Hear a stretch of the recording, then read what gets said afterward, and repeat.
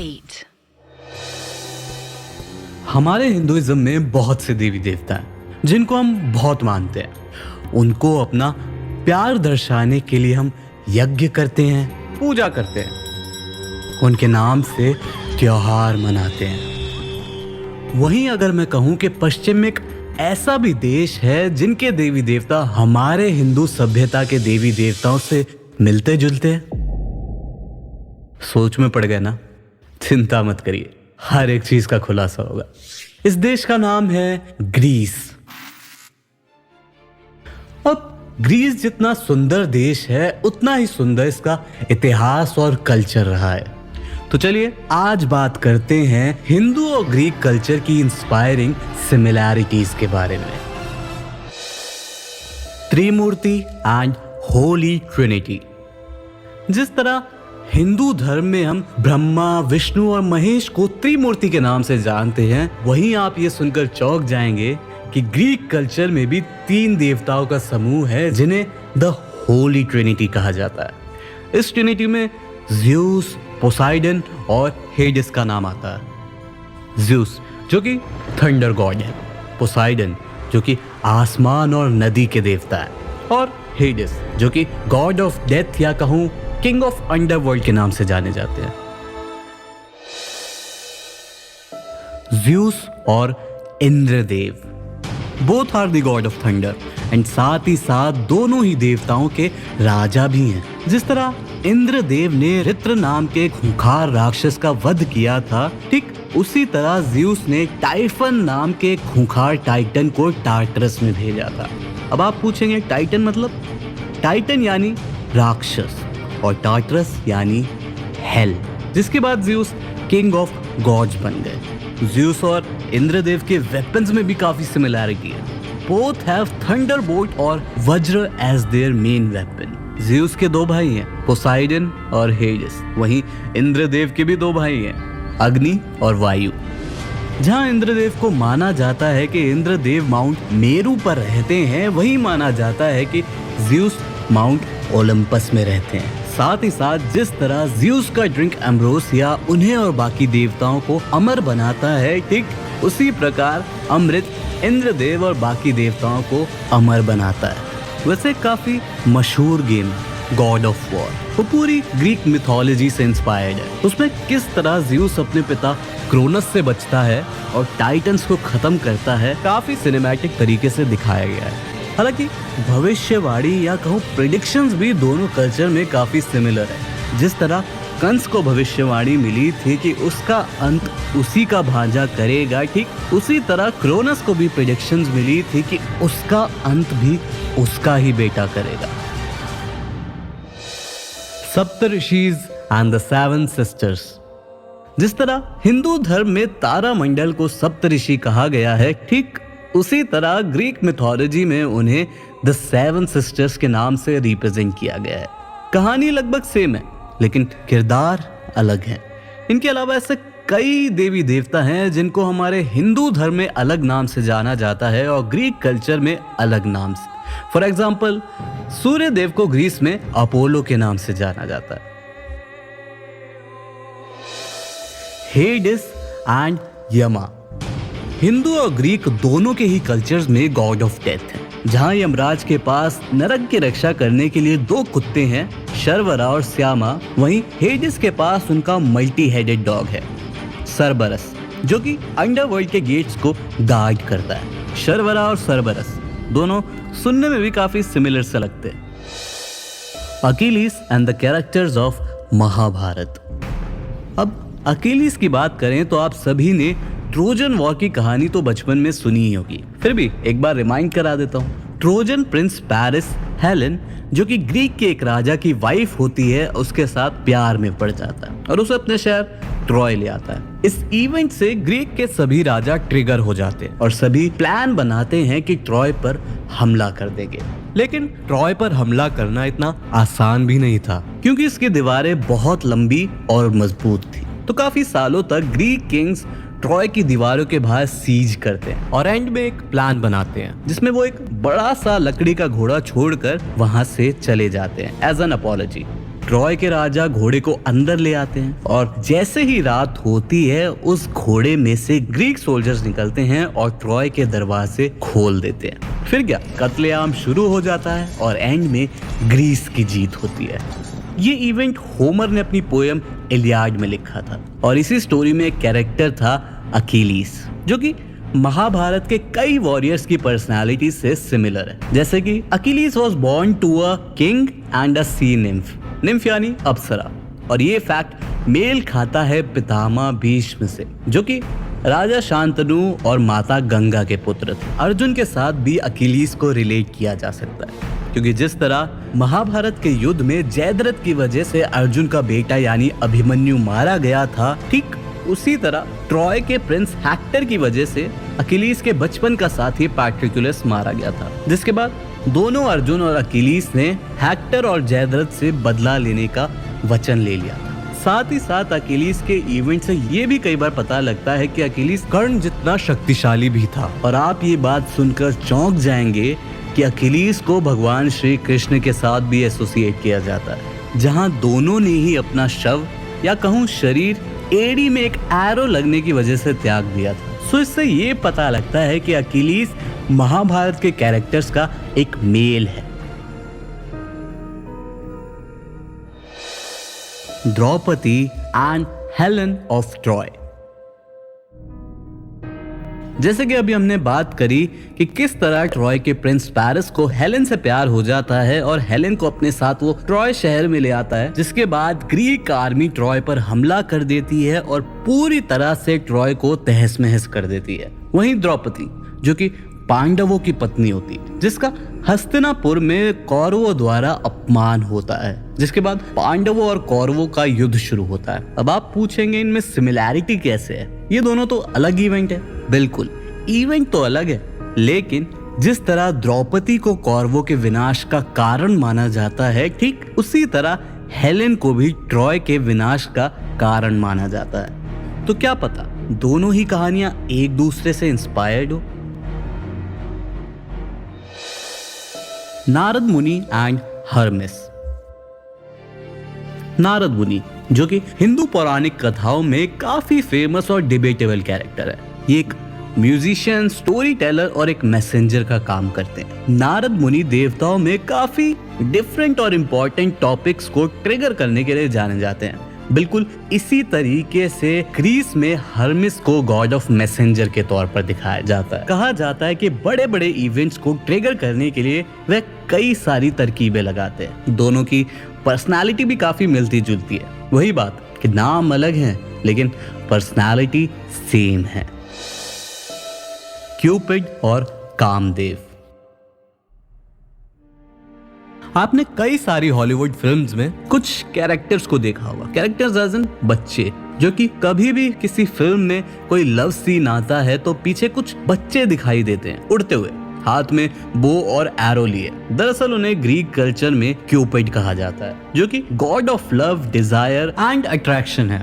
ठीक उसी तरह हिंदू कल्चर में भी कामदेव को गॉड ऑफ लव, डिजायर कहा गया है, और साथ ही साथ उन्हें भी बो और एरो के साथ रिप्रेजेंट किया जाता है। दोनों ही गॉड्स लोगों के दिल पर वार करके उन्हें प्यार में फंसा सकते हैं। हिंदू पौराणिक कथाओं में एक और इवेंट है जो कि ग्रीक कल्चर के एक इवेंट से काफी ज्यादा सिमिलर है। पुराणों के अनुसार भगवान विष्णु मत्स्य अवतार लेकर धरती पर आते और मनु, जो कि पहला इंसान होता है, उसे एक अनअवॉइडेबल फ्लड के बारे में बताते और उसे एक बोट बनाने के लिए सजेस्ट करते हैं। इसी के सिमिलर ग्रीक में एक इवेंट है जिसमें टाइटन प्रोमीथियस ड्यूकैलियन को वार्न करता है कि ज़्यूस एक एज एंडिंग फ्लड के साथ ह्यूमैनिटी को दोबारा शुरू करने वाले हैं, जिसके बाद ड्यूकैलियन भी एक बोट बनाता है। गुरु द्रोण एंड एजियस।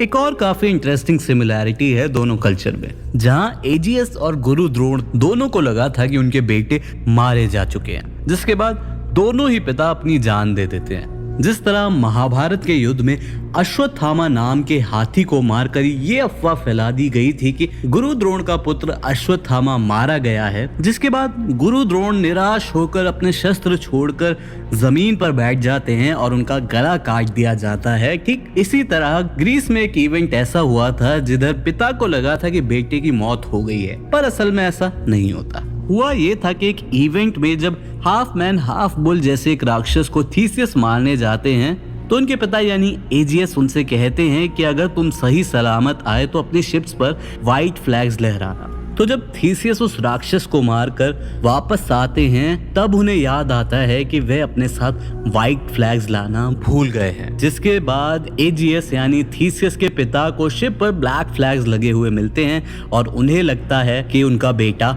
मारा गया, जिसके बाद वो खुद भी समुद्र में गिरकर अपनी जान दे देते हैं।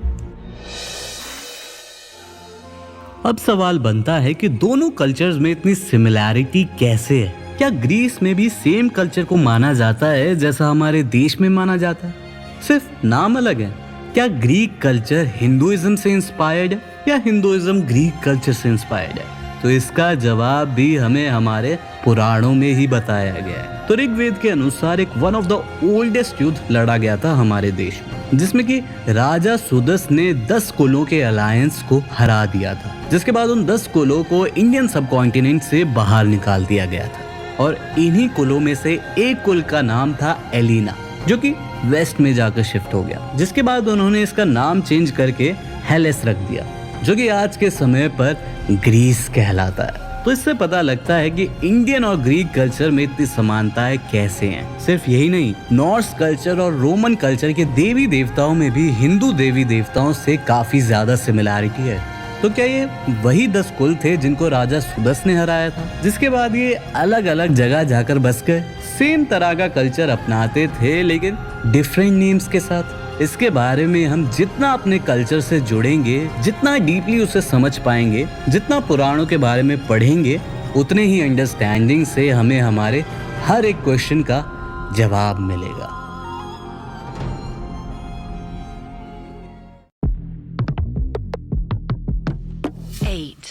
अधर्म, ईर्ष्या, भ्रष्टाचार, दुख, हिंसा, लालच, ये कुछ ऐसे शस्त्र हैं जो धीरे धीरे इस दुनिया को खत्म करते जा रहे हैं। इन्हीं की बदौलत आज हम एक ऐसे युग में जी रहे हैं जहां मर्यादा, धर्म और अहिंसा का नामो निशान नहीं है। पुराणों के अनुसार इस युग को कलयुग कहा गया है, जो कि सतयुग, त्रेता युग और द्वापर युग के बाद आता है। कलयुग एक ऐसा युग जहां इंसान ही इंसान का दुश्मन होगा, जहां अच्छाई को जड़ से खत्म कर दिया जाएगा। लोग एक दूसरे को मार कर खाने लगेंगे। भगवान और धर्म में किसी का विश्वास नहीं होगा। आए दिन बलात्कार और चाइल्ड अब्यूज जैसे घिनौने काम होने लगेंगे। धरती का रंग काला हो जाएगा, पर्यावरण नष्ट हो जाएगा, आसमान से तेजाब बरसने लगेगा। सुनकर भी डर लग रहा है ना? लेकिन ये सब हमारे पुराणों में लिखा हुआ है और उसकी एक झलक हम आज के समय पर भी देख सकते हैं। इस युग के अंत में एक भयानक राक्षस का जन्म होगा, जो कि कली नाम से जाना जाएगा। ईर्ष्या, क्रोध, अधर्म इसके कुछ हथियार होंगे। देखने में ये काले रंग का होगा, बड़े खूंखार दांत होंगे, बड़ी लंबी लाल जीभ होगी जिसे देखते ही लोग कांप उठेंगे। कलयुग में कली का इन्फ्लुएंस इतना ज्यादा होगा कि लोग भगवान को छोड़कर कली की पूजा करने लगेंगे, कली की हर बात मानने लगेंगे। कली कलयुग का प्रतीक होगा। अपने शस्त्रों का इस्तेमाल करके कली इंसानों को अपना भक्त बनाएगा। कली का असर पूरी दुनिया पर बड़ा भयानक होगा, जिसके बाद पूरी दुनिया अपने आप को ही नष्ट करने की कगार पर उतर आएगी। तभी पुराणों के अनुसार भगवान विष्णु अपना 10वां और आखिरी अवतार लेंगे, जिसका नाम होगा कल्कि।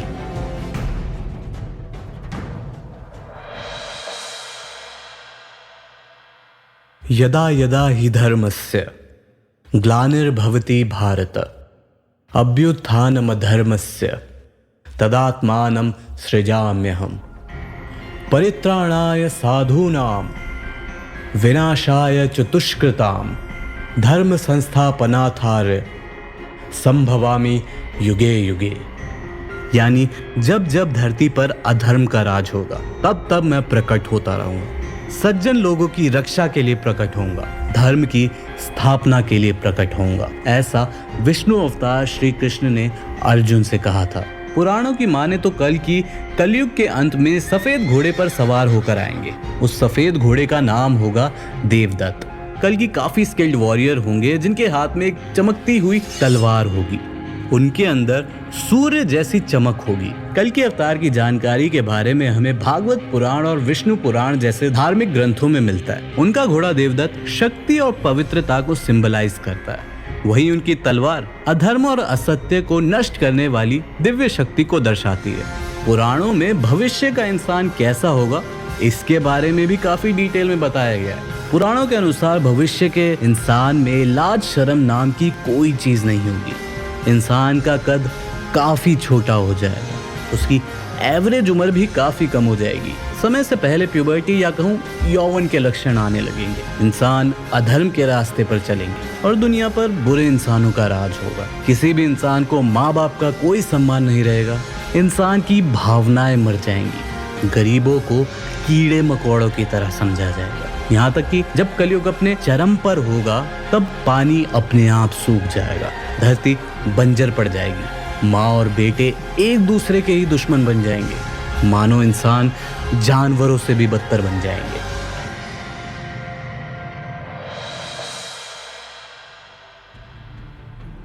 भागवत पुराण में लिखा गया है कि जब कल्कि का अवतार होगा तो वो बचपन से ही काफी ज्यादा शक्तिशाली होंगे। लाखों की सेना को अकेले ही मार देंगे, किसी भी बुरे राज्य को एक झटके में खत्म कर देंगे। कल्कि पुराण के अनुसार कल्कि का जन्म उत्तर प्रदेश के संभाल नाम के एक गांव में होगा। उनके पिता का नाम विष्णु यश होगा और माता का नाम सुमति होगा। सुमति और विष्णु यश भगवान विष्णु के परम भक्त होंगे। ये भी माना जाता है कि कल्कि अवतार के पास एक तोता भी होगा जिसका नाम होगा शुक, जो कि पास्ट, प्रेजेंट और फ्यूचर को जान और देख सकेगा। कल्कि भगवान का मिशन होगा कली का अंत करना और एक बार फिर से धर्म की स्थापना करना। ऐसा भी माना जाता है कि कल्कि अवतार की मदद करने के लिए 7 चिरंजीवी भी आएंगे जो कि इस वक्त धरती पर ही मौजूद हैं। चिरंजीवी यानी वो लोग जो कई युगों से इस धरती पर रह रहे हैं पर किसी को भी पता नहीं कि वे कहाँ हैं। इन 7 चिरंजीवियों के नाम है भगवान हनुमान, भगवान परशुराम, वेदव्यास, विभीषण, गुरु कृपाचार्य, अश्वत्थामा और राजा बलि। कहा जाता है कि गुरु कृपाचार्य, वेदव्यास और अश्वत्थामा कल्कि के जन्म के वक्त उनके पास आएंगे और उनका नामकरण करेंगे। भगवान परशुराम उन्हें वेद, पुराण, शस्त्र, अस्त्रों का ज्ञान देंगे। वहीं कल्कि राजा बलि को मुक्ति देंगे, जिसके बाद राजा बलि भी कल्कि के इस युद्ध में उनकी मदद करेंगे। इस तरह 7 चिरंजीवी किसी न किसी तरीके से कल्कि अवतार की मदद करेंगे। पुराणों में ये तक बताया गया है कि कली और कल्कि का युद्ध कितना भयानक होगा। आकाश में गरजते हुए बादल होंगे, पृथ्वी पर पूरी तरह सन्नाटा छाया होगा। कल्कि अपने घोड़े यानी देवदत्त पर सवार होकर कली की नगरी में आ पहुंचेंगे। उनके अंदर सूर्य के समान तेज होगा और उनके ठीक सामने कली भी अपने सबसे भयानक रूप में खड़ा होगा। इतना भयानक युद्ध शुरू होगा कि सारे देवी देवताओं की नजरें भी इसी युद्ध पर रहेंगी। युद्ध की वजह से धरती कपकपाने लगेगी, चारों ओर युद्ध की आवाजें होंगी। आखिर में कली कमजोर पड़ जाएगा और कल्कि उसके साथ उसकी पूरी नगरी को भी जला देंगे, जिसके बाद कली का अंत हो जाएगा, अधर्म खत्म होगा और फिर एक बार धर्म की स्थापना होगी। एक नए युग की शुरुआत होगी जहाँ हर कोई भगवान में विश्वास रखेगा, उनकी पूजा करेगा, बच्चों के साथ सब प्यार से रहेंगे, महिलाओं की इज्जत की जाएगी, अधर्म का नामो निशान खत्म हो जाएगा, इंसान को पैसे का लालच नहीं होगा। और कल्कि का कॉन्सेप्ट सिर्फ हिंदू पौराणिक कथाओं में नहीं बल्कि बाकी बहुत से धर्मों में भी माना जाता है, जिसमें एक मसीहा आकर ह्यूमन लाइफ को रिन्यू करता है। और अगर साइंस की बात करें तो साइंस खुद मानता है कि कि एक दिन पृथ्वी का अंत हो जाएगा, वो चाहे न्यूक्लियर वेपन्स की वजह से हो, क्लाइमेट चेंज की वजह से हो, पैंडेमिक की वजह से हो या किसी एस्टेरॉइड की वजह से हो, लेकिन होगा जरूर, जिसके बाद एक नई शुरुआत होगी। वो कहते हैं ना, every ending has a new beginning.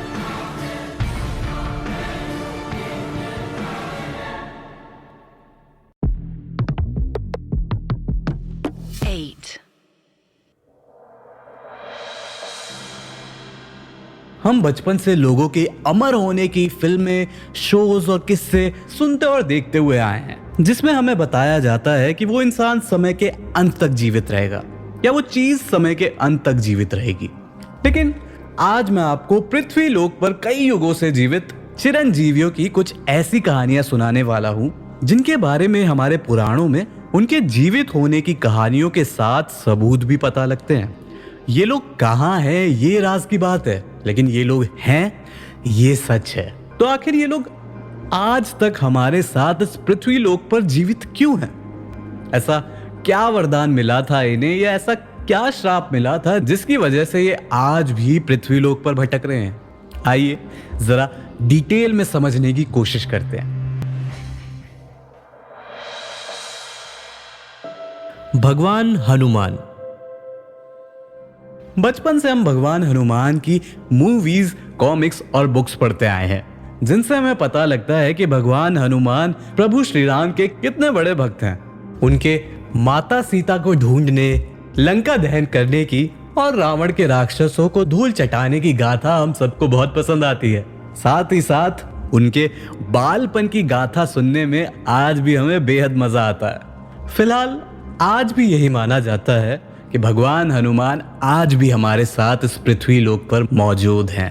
कहते हैं कि जब रामायण के सभी कैरेक्टर्स को मोक्ष प्राप्त हो रहा था, तब भगवान हनुमान ने देवताओं से कहा था कि मुझे तब तक धरती पर रहने दिया जाए जब तक इस धरती पर भगवान राम का नाम लिया जाए। इसलिए आज भी ये कहा जाता है कि जहाँ पर भी धरती पर भगवान राम की कथा या रामलीला होती है, वहाँ पर भगवान हनुमान जरूर आते हैं और कथा खत्म होने के बाद ही वहां से जाते हैं। कुछ और कहानियों के मुताबिक जब भगवान हनुमान से प्रभु श्री राम के भक्त होने का प्रमाण मांगा गया, तो उन्होंने अपनी छाती चीरकर भगवान राम, लक्ष्मण और माता सीता को अपने हृदय यानी दिल में बसा हुआ दिखाया, जिसके बाद भगवान राम उनसे बेहद खुश हो गए और हनुमान जी को उन्होंने अमर रहने का वरदान दे दिया। गुरु कृपाचार्य। महाभारत के one of the main character हैं गुरु कृपाचार्य। गुरु कृपाचार्य जो कि महाभारत के युद्ध में कौरवों की तरफ से लड़े थे, लेकिन कहा जाता है कि उन्हें पहले से ही पता था कि दुर्योधन चाहे कितने भी महारथी अपनी तरफ कर ले, लेकिन जीत पांडवों की ही होनी है। गुरु कृपाचार्य अपने अनबायस्ड नेचर के लिए जाने जाते थे। वे पक्षपात या कहूं पार्शियलिटी में विश्वास नहीं रखते थे। ठीक उसी तरह उन्होंने युद्ध में भी पार्शियलिटी नहीं करी, जिस वजह से कहा जाता है कि श्री कृष्ण उनसे बेहद खुश हो गए थे, जिसके बाद उन्हें श्री कृष्ण ने अमर होने का वरदान दे दिया था। Ashwatthama. Ashwatthama one of the most interesting character है महाभारत के। अश्वत्थामा के कैरेक्टर से हम सीख सकते हैं कि किसी के प्रति अगर जलन हद से ज्यादा बढ़ जाए तो कितना बुरा अंजाम हो सकता है। जी हाँ, अश्वत्थामा गुरु द्रोण के पुत्र थे। कहा जाता है कि जब अश्वत्थामा छोटे थे तो गुरु द्रोण के पास इतने पैसे नहीं होते थे कि उसे दूध पिला सके, तो वो उसे आटे का घोल मिलाकर पिलाते थे, जैसे कि अश्वत्थामा को लगता था कि वो दूध ही पी रहा है। अश्वत्थामा के माथे पर एक मणि भी था, जिससे कि वो हर एक रोग, हर एक शस्त्र से बच सकता था। बचपन में जब कौरव और पांडव गुरु द्रोण के पास शिक्षा लेने आए थे, तो अर्जुन की तरफ गुरु द्रोण का ज्यादा ध्यान अश्वत्थामा को खटकने लगा और अश्वत्थामा को जलन महसूस होने लगी और आग में घी का काम किया दुर्योधन और उसके भाइयों ने। उन्होंने अश्वत्थामा के अंदर पांडवों के लिए ईर्ष्या या कहूं जलन भर दी, जिस वजह से अश्वत्थामा कौरवों का दोस्त और पांडवों का दुश्मन बन गया। अब आप पूछोगे कि अश्वत्थामा को इसमें अमर किसने बनाया? दरअसल हुआ ये था कि जब कौरवों की हार हो चुकी थी और दुर्योधन अपनी आखिरी सांसें गिन रहा था, तब अश्वत्थामा इतना भयानक अधर्म करता है कुरुक्षेत्र में जिसके बारे में किसी ने भी नहीं सोचा था। वो रात को पांडवों के शिविर में घुसता है और अंधेरे में पांडवों के बच्चों को पांडव समझकर उनकी जान ले लेता है। इसके बावजूद वो पांडवों के आखिरी वंश को भी नष्ट करने वाला होता है, जिसके बाद श्री कृष्ण को इतना गुस्सा आता है कि वो अश्वत्थामा के माथे पर लगी मणि को निकाल लेते हैं और उसे श्राप दे देते हैं कि अश्वत्थामा, तुम सदियों तक पृथ्वी पर भटकते रहोगे, तुम इस धरती पर तड़पते हुए भटकते रहोगे और कोई भी तुम्हारी मदद नहीं कर पाएगा। तुम्हारे शरीर से दुर्गंध आती रहेगी और तुम्हारे पास कोई भी नहीं आना चाहेगा। कितना भयानक श्राप है ना, सुनकर भी डर लगता है।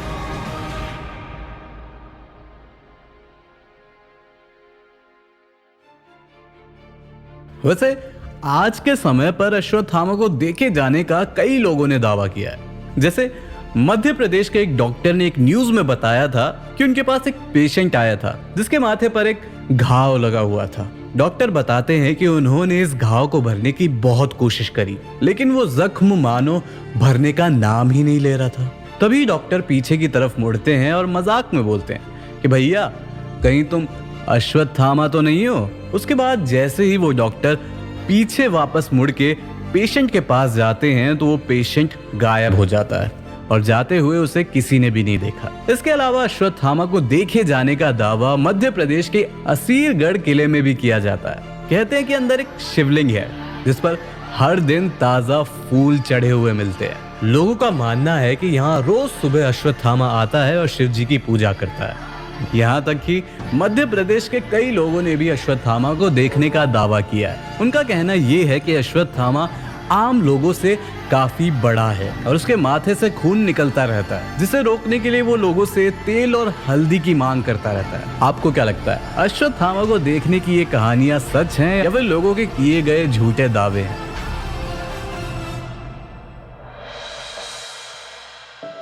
विभीषण।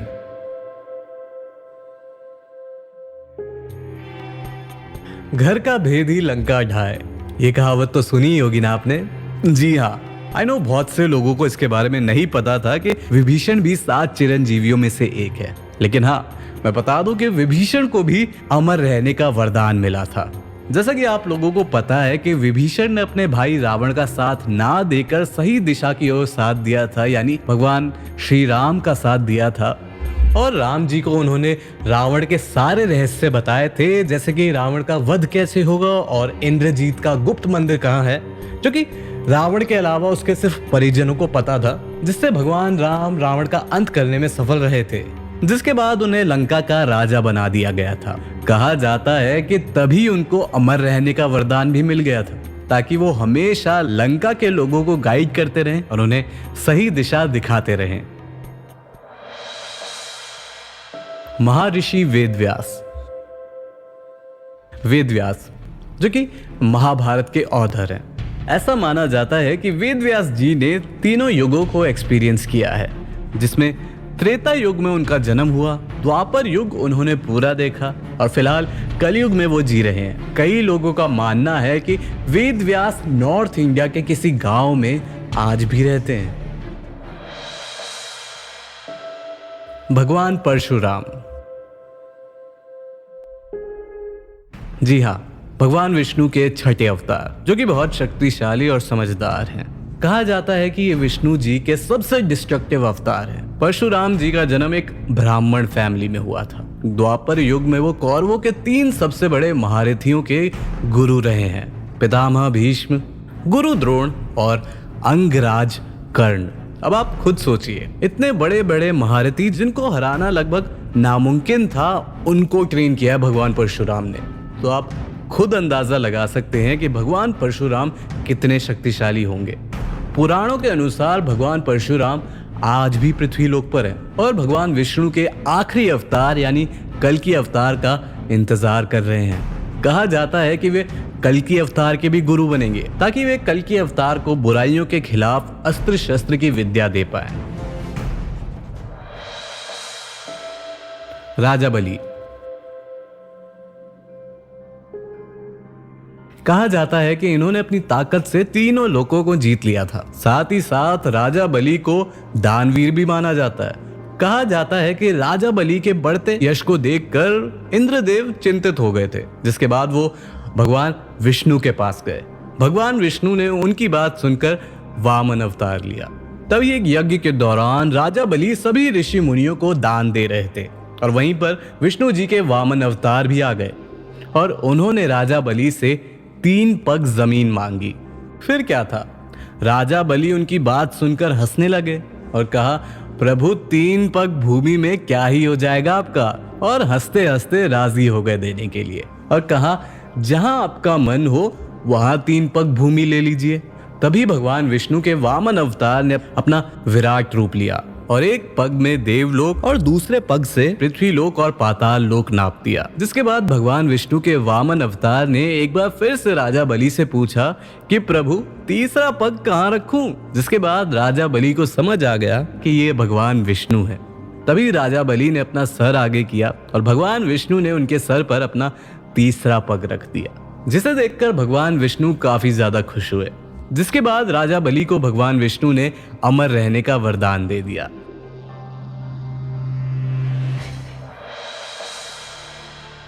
तो ये थे 7 चिरंजीवी, जिन्हें हमारे पुराणों के अनुसार माना जाता है कि ये आज भी जीवित हैं।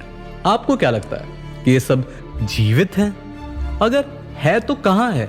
क्या कभी कोई इंसान इनसे मिल पाएगा या सही समय आने पर ये खुद इंसानों को अपने दर्शन देंगे? ये तो खुद समय बताएगा। लेकिन आज भी कई लोगों का मानना है कि ये सिर्फ महज कहानियां हैं।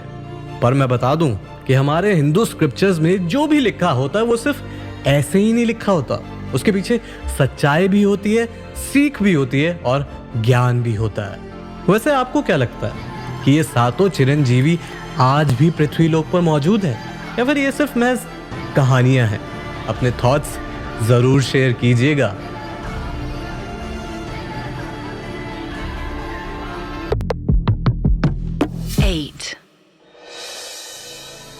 मैं शुरुआत हूं, मैं ही अंत हूं, मैं समय भी हूं और मैं ही तबाही हूं, मैं ही सच हूं और मैं ही झूठ हूं, मुझसे ही है यह धरती, मैं मनु भी हूं, मैं शिव में रुद्र हूं, मैं विष्णु में आदित्य हूं, मैं देवताओं में इंद्र हूं, मैं पांडवों में अर्जुन भी हूं, मैं महाकाल हूं और मैं कृष्ण भी हूं।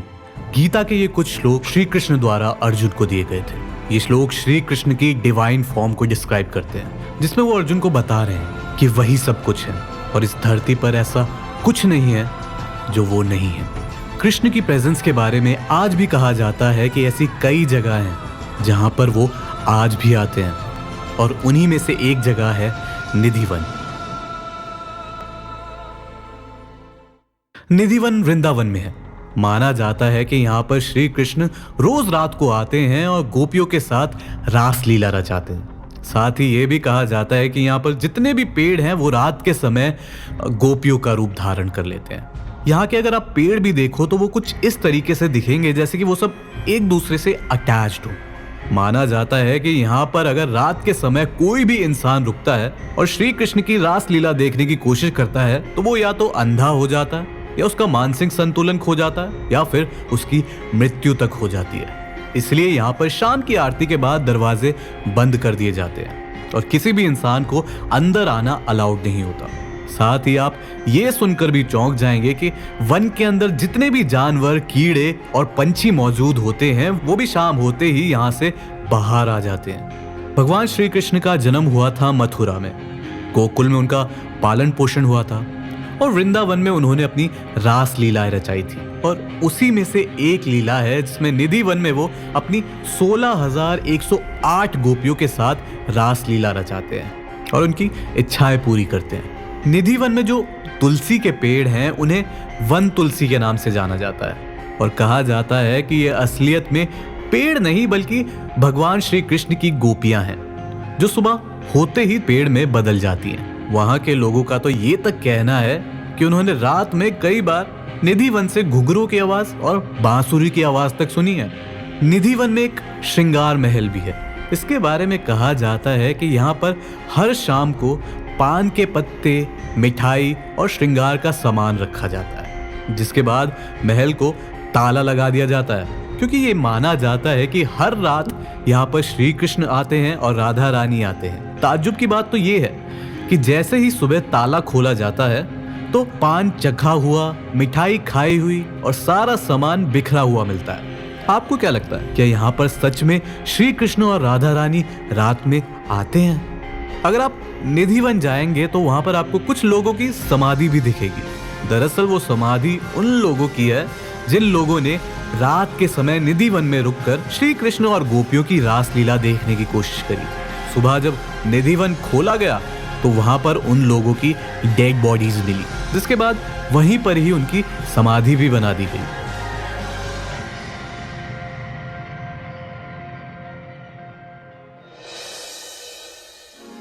आपने most famous historical musician Tansen का नाम तो सुना ही होगा।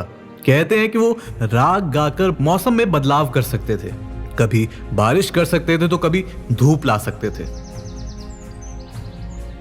कहते हैं कि वो इतना अच्छा गाते थे कि जैसे ही वो अपना गाना शुरू करते थे, पास के पशु पक्षी उनके पास आकर बैठ जाया करते थे।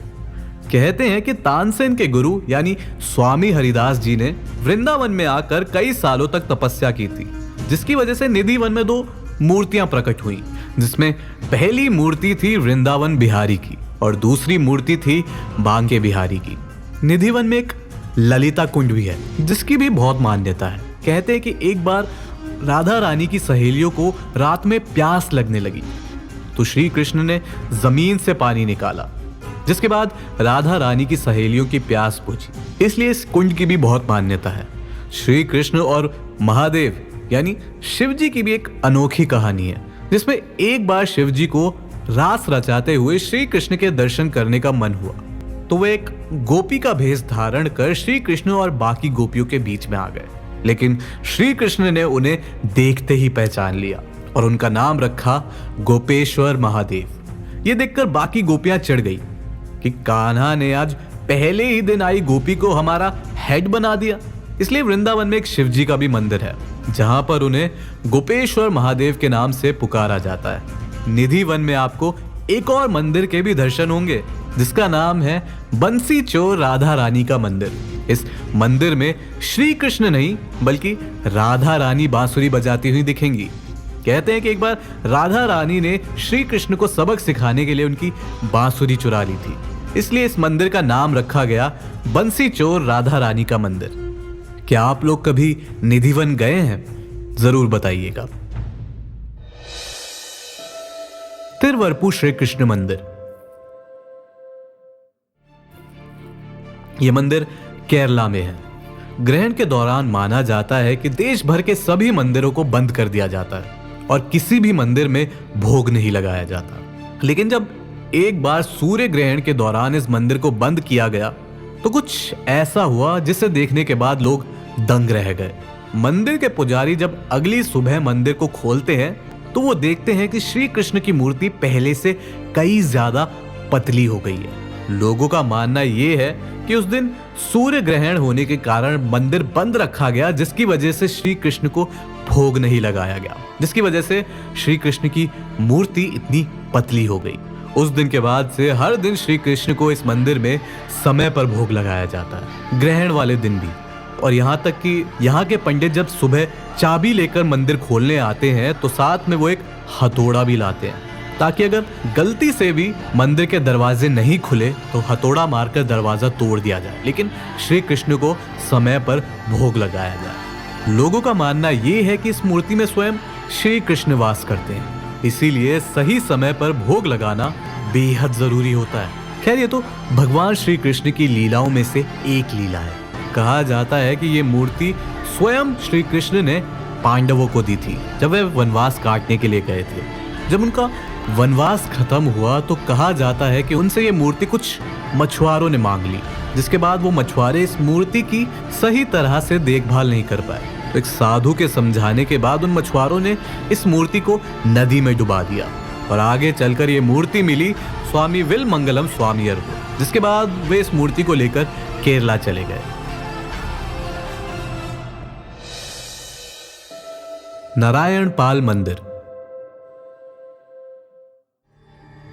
ये मंदिर छत्तीसगढ़ के बस्तर इलाके में है। मंदिर काफी प्राचीन है। कहा जाता है कि इस मंदिर में रोज रात को बिस्तर सजाया जाता है और खाने के लिए सामान भी रखा जाता है। सुबह जैसे ही मंदिर को खोला जाता है तो दिखता है कि सारा सामान फैला हुआ है, बिस्तर की चद्दर तक फैली हुई मिलती है और खाना खाया हुआ मिलता है। माना जाता है कि यहाँ पर हर रात को श्री कृष्ण आते हैं और रात को यहीं पर सोते हैं। कहा जाता है कि अभी भी इंसानों में श्री कृष्ण के लिए प्रेम है, इसलिए वो आज भी इस मंदिर में आते हैं।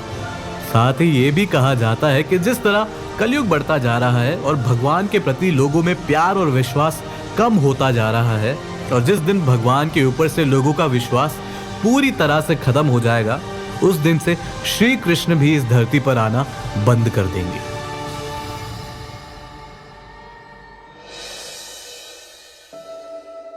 वंशीवट। सोचिए अगर आज के समय आप श्री कृष्ण की बांसुरी सुन पाए तो कितनी प्यारी होगी। जब इंसान ही इतनी अच्छी बांसुरी बजा सकता है तो भगवान तो कितनी अच्छी बांसुरी बजाया करते होंगे। क्या होगा अगर मैं आपसे कहूं कि आज भी आप भगवान श्री कृष्ण की बांसुरी की आवाज सुन सकते हो? जी हाँ, वंशीवट मंदिर में एक ऐसा पेड़ है जिसमें माना जाता है कि अगर आप सच्चे दिल से पेड़ पर कान लगा के सुनोगे तो उसमें से भगवान श्री कृष्ण की बांसुरी की आवाज सुनाई देगी। कहा जाता है कि भगवान श्री कृष्ण इसी बरगद के पेड़ पर चढ़कर बंसी बजाया करते थे और गोपियों और गायों को बुलाया करते थे। ये वही वट वृक्ष है जिसके ऊपर एक दोहा भी काफी मशहूर है। मैया मोरी मैं नहीं माखन खायो, चार पहर बंसी बट भटक्यो, सांझ परे घर आयो। साथ ही ये भी माना जाता है कि अगर कोई सच्चे मन से इस पेड़ के नीचे तप करेगा तो उसे स्वयं भगवान श्री कृष्ण के दर्शन होंगे। कहा जाता है कि यहाँ पर कुछ साइंटिस्ट भी आकर रिसर्च कर चुके हैं। उनका भी यही मानना है कि इस पेड़ के अंदर से कुछ तो वाइब्रेशंस निकलती हैं। ये श्री कृष्ण के प्रेजेंस का चमत्कार नहीं है तो और क्या है? वो कहते हैं ना, रथ युद्ध का हो या जीवन का, श्री कृष्ण भगवान उत्तम सारथी हैं।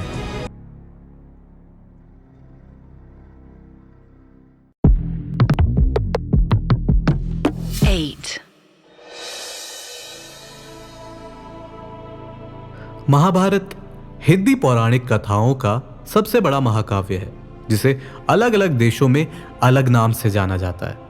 जैसे इंडोनेशिया में भारत युद्ध के नाम से जाना जाता है। वहीं मैं ये भी बता दूं कि महाभारत का जो ओरिजिनल नाम है वो है जया संहिता। अब महाभारत की कहानी के बारे में तो हम सबको पता है, लाइक बेसिक इवेंट्स जो हुए थे, लाइक द्रौपदी का स्वयंवर, द्रौपदी का चीरहरण, अर्जुन को भगवान श्री कृष्ण का गीता उपदेश एंड कुरुक्षेत्र वॉर। लेकिन आज मैं आपके साथ महाभारत के कुछ ऐसे इवेंट्स शेयर करने वाला हूं जिनके बारे में ज्यादातर लोगों ने सुना ही नहीं होगा।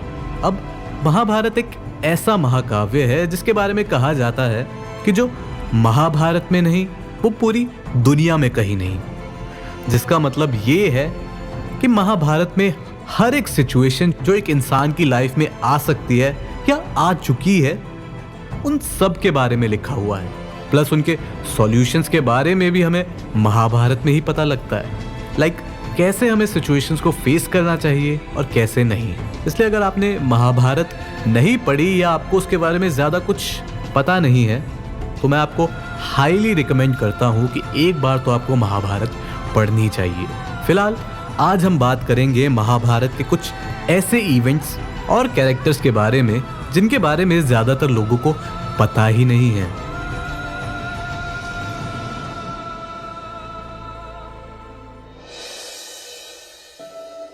बर्बरिक। भीम के पोते और घटोत्कच के पुत्र। माना जाता है कि बर्बरिक घटोत्कच से भी काफी ज्यादा मायावी थे और यह भी माना जाता है कि अर्जुन, पितामह और गुरु द्रोण जैसे महारथी भी उन्हें एक साथ मिलकर नहीं हरा सकते थे। कहा जाता है कि जब श्री कृष्ण ने हर एक महारथी से पूछा कि आप कितने दिन में यह युद्ध समाप्त कर सकते हो, तो भीष्म पितामह ने कहा उन्हें 20 दिन लगेंगे। गुरु द्रोणाचार्य ने कहा उन्हें 25 दिन लगेंगे। कर्ण ने कहा 24 दिन लगेंगे। और अर्जुन ने कहा 28 दिन लगेंगे। वहीं बर्बरिक का जवाब आया 1 मिनट लगेगा, यानी 1 क्षण लगेगा। यह सुनकर कृष्ण चौंक जाते हैं कि भैया एक बंदा जिसके पास सिर्फ 3 एरोज हैं वो 1 क्षण में इस युद्ध को समाप्त करने की बात कर रहा है। जिसके बाद बर्बरिक बताता है उन्हें इन 3 एरोज के बारे में, जिसमें पहला एरो उन सभी ऑब्जेक्ट्स को टारगेट करेगा जिन्हें बर्बरिक मारना चाहता है। दूसरा एरो उन सभी ऑब्जेक्ट्स को टारगेट करेगा जिन्हें बर्बरिक बचाना चाहता है। और तीसरा एरो उन सभी टारगेट्स को मार डालेगा जिन्हें फर्स्ट एरो ने मार्क किया है। जिसके बाद श्री कृष्ण पूछते हैं बर्बरिक से कि भैया तुम युद्ध में आ तो गए हो, लेकिन तुम लड़ोगे किसकी तरफ से? जिसके बाद बर्बरिक कहता है कि मैं अपनी माँ को वादा करके आया हूं कि मैं निर्बल पक्ष की तरफ से लड़ूंगा, यानी कमजोर पक्ष की तरफ से। श्री कृष्ण को मालूम था कि अगर बर्बरिक ऐसा करेगा तो युद्ध में कोई भी नहीं बचेगा। इसलिए अगले दिन श्री कृष्ण बर्बरिक के पास एक ब्राह्मण के रूप में जाते हैं और उनसे दान मांगते हैं। बर्बरिक उनसे पूछता है कि हे ब्राह्मण, आपको क्या चाहिए दान में? श्री कृष्ण कहते हैं कि मुझे तुम्हारा सर चाहिए।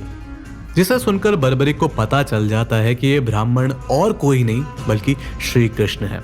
वे श्री कृष्ण से पूछता है कि उसके साथ उन्होंने ऐसा क्यों किया। जिसके बाद श्री कृष्ण कहते हैं कि युद्ध से पहले युद्ध के सबसे वीर इंसान की बलि देनी चाहिए, और कृष्ण की नजरों में वे यानी बर्बरिक सबसे शक्तिशाली और वीर थे।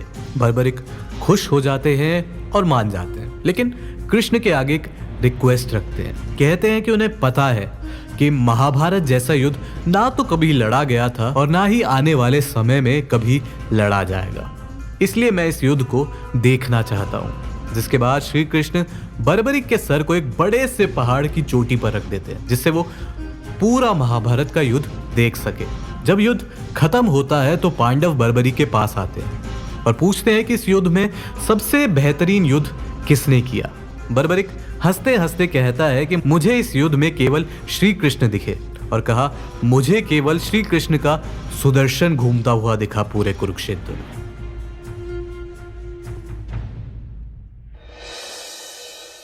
अभिमन्यु's डेथ। जैसा कि हमें पता है, अभिमन्यु अर्जुन का वीर बेटा जो बिना कुछ सोचे समझे चक्रव्यूह में घुस गया था, लेकिन कभी बाहर नहीं आ पाया। ऐसे में श्री कृष्ण जब जानते थे कि अभिमन्यु का वध होने वाला है तो उन्होंने अभिमन्यु को क्यों नहीं बचाया? ये कई सारे लोगों के मन में विचार आता है। दरअसल चक्रव्यूह जो गुरु द्रोण ने युद्ध भूमि पर रचाया था उसे केवल श्री कृष्ण और अर्जुन भेज सकते थे। इसलिए गुरु द्रोणाचार्य ने अर्जुन और श्री कृष्ण को चालाकी से युद्ध से काफी दूर भेज दिया। जिसके बाद उन्होंने चक्रव्यूह का निर्माण किया। अभिमन्यु चक्रव्यूह के अंदर घुसना तो जानता था, लेकिन बाहर निकलना नहीं जानता था। वे चक्रव्यूह के अंदर घुस गया और अंदर जाते ही उसे बड़े बड़े महारथियों ने घेर लिया, जैसे गुरु द्रोण, अश्वत्थामा, दुर्योधन, दुशासन। इसके बाद उसे चक्रव्यूह के अंदर ही छल से मार दिया गया। अब सवाल उठता है, जब श्री कृष्ण को पता था कि अभिमन्यु के साथ अधर्म हो रहा है, उसका वध किया जा रहा है, तो उन्होंने उसकी जान क्यों नहीं बचाई? दरअसल श्री कृष्ण देख रहे थे कि अर्जुन ये युद्ध पूरी पावर और रेज के साथ नहीं लड़ रहा है, और लड़ता भी कैसे जब सामने वाले ही उसके रिश्तेदार और सगे संबंधी है।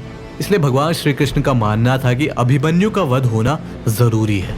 जिसके बाद अर्जुन अपनी फुल पावर और रेज के साथ लड़ता है। वो कहते हैं ना, रक्त की बहती गंगा में शत्रु की नाव डुबानी थी, 9 माह में सीखी विद्या, 16 साल जवानी थी।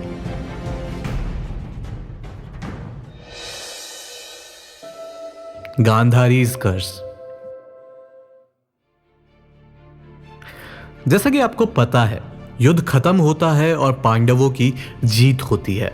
जब गांधारी को पता लगता है कि उसके सभी बेटों की मृत्यु हो चुकी है तो वो इतना गुस्सा हो जाती है कि वो भगवान श्री कृष्ण को ही श्राप दे देती है कि वासुदेव, अगर तुम चाहते तो इस युद्ध को रुकवा सकते थे, तुम चाहते तो मेरे बेटों को बचा सकते थे, लेकिन तुमने ऐसा नहीं किया।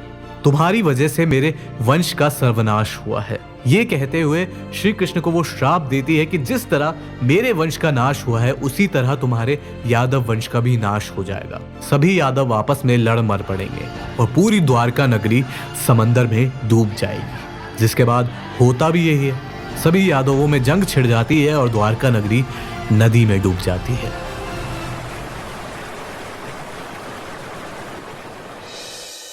Dhritarashtra, Gandhari and Kunti after the war. हमें यह तो पता चल जाता है कि युद्ध के बाद युधिष्ठिर राजा बन जाते हैं, लेकिन इसके बारे में कभी कोई चर्चा नहीं करता कि धृतराष्ट्र, गांधारी और माता कुंती का क्या होता है। मैं बता दूं कि दरअसल वो 15 सालों तक पांडवों के साथ रहते हैं, जिसके बाद धृतराष्ट्र अपनी बची कुची जिंदगी वन में बिताने का तय करता है। उसके साथ माता कुंती, गांधारी, संजय और विदुर भी वन में रहने का तय करते हैं और सभी साथ में वन की ओर चले जाते हैं। कुछ सालों बाद विदुर की मौत हो जाती है, जिसके बाद सभी पांडव श्री कृष्ण और द्रौपदी अपनी माता ताश्री और माता गांधारी से मिलने आते हैं, जहां पर वेद व्यास जी भी होते हैं। तब अचानक ही धृतराष्ट्र के मन में अपने पुत्रों को देखने की चाह जागती है, जिसके बाद श्री कृष्ण उनसे कहते हैं कि आप अपने पुत्र को देख तो नहीं पाएंगे, लेकिन वेद व्यास की मदद से आप अपने पुत्रों की स्वर्ग में एक झलक जरूर देख पाएंगे। जिसके बाद वेद व्यास जी वहां पर सभी लोगों को दिव्य दृष्टि प्रदान करते हैं। रात के समय वो सब गंगा तट के किनारे खड़े हो जाते हैं और देखते हैं कि सभी मरे हुए योद्धाओं की आत्मा उस पानी से बाहर निकल रही है।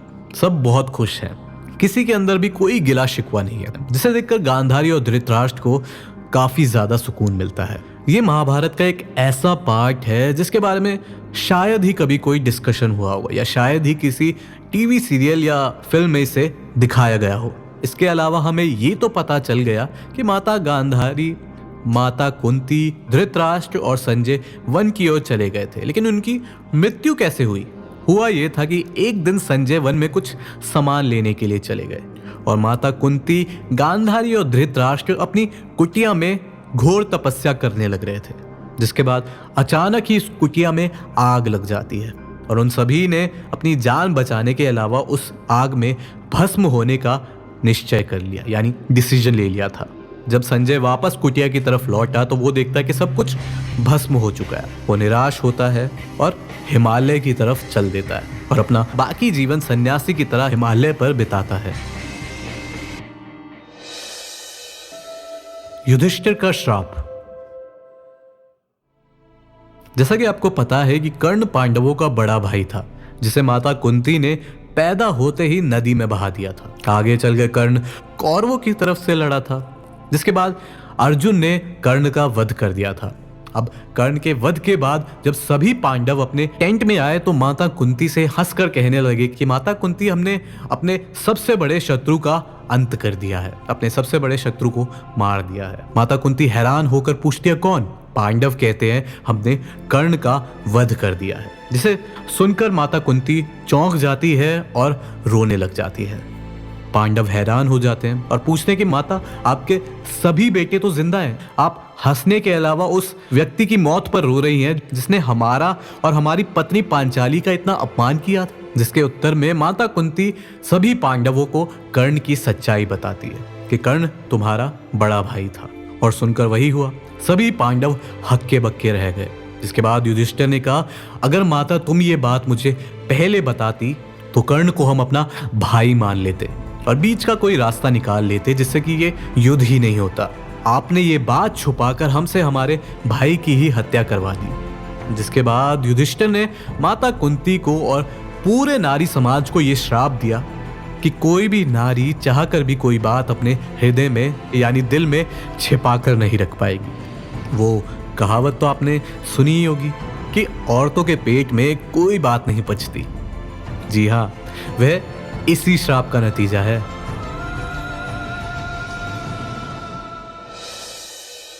कुरुक्षेत्र वॉर और वर्ल्ड वॉर। दरअसल महाभारत की जब भी बात होती है तो ये माना जाता है कि ये एक ऐसा युद्ध था जिसमें सिर्फ भारतीय सेना और महारथियों ने हिस्सा लिया था। लेकिन मैं बता दूं, ऐसा नहीं था। कहा जाता है कि अलग अलग देश भी इस महायुद्ध में शामिल हुए थे। जैसे यमन देश भी इस युद्ध में शामिल हुआ था। साथ ही ग्रीस, रोम और अमेरिका जैसे देशों के भी कई महारथी इस युद्ध में शामिल हुए थे। और साथ ही ऐसा भी लिखा जा चुका है कि महाभारत जैसा युद्ध ना तो कभी हुआ था और ना ही आने वाले समय में कभी होगा। इसी वजह से कई लोगों का मानना ये है कि महाभारत का युद्ध प्रथम विश्व युद्ध था। इसमें आपकी क्या राय है, हमें जरूर बताइएगा। सिर्फ यही नहीं, महाभारत में ऐसी कई अनसुनी कहानियां हैं जिसके बारे में ज्यादातर बुक्स, सीरीज या फिल्मों में दिखाया नहीं जाता, जिनके बारे में कभी और चर्चा करेंगे। इस 18 दिन के युद्ध ने हमारी सोच, संस्कृति सब बदल दिया। कुरुक्षेत्र में लड़ा गया ये युद्ध वाकई में सिर्फ एक युद्ध नहीं था। मेरे हिसाब से ये कलयुग शुरू होने की दस्तक थी, जिसमें महाभारत के जरिए भगवान हमें सही और गलत के बारे में बताना चाहते थे।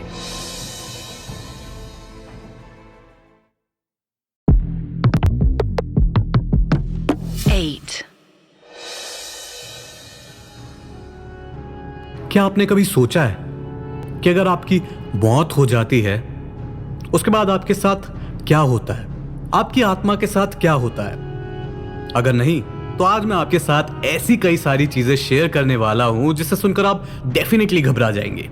लेकिन मैं बता दूं, ये एपिसोड आपको डराने के लिए नहीं है, बल्कि हिंदू पौराणिक कथाओं के अनुसार एक सच्चाई है। आज एक पुराण के ऊपर चर्चा करेंगे जिसके बारे में डेफिनेटली आपने एक ना एक बार तो अपनी लाइफ में सुना ही होगा, गरुड़ पुराण।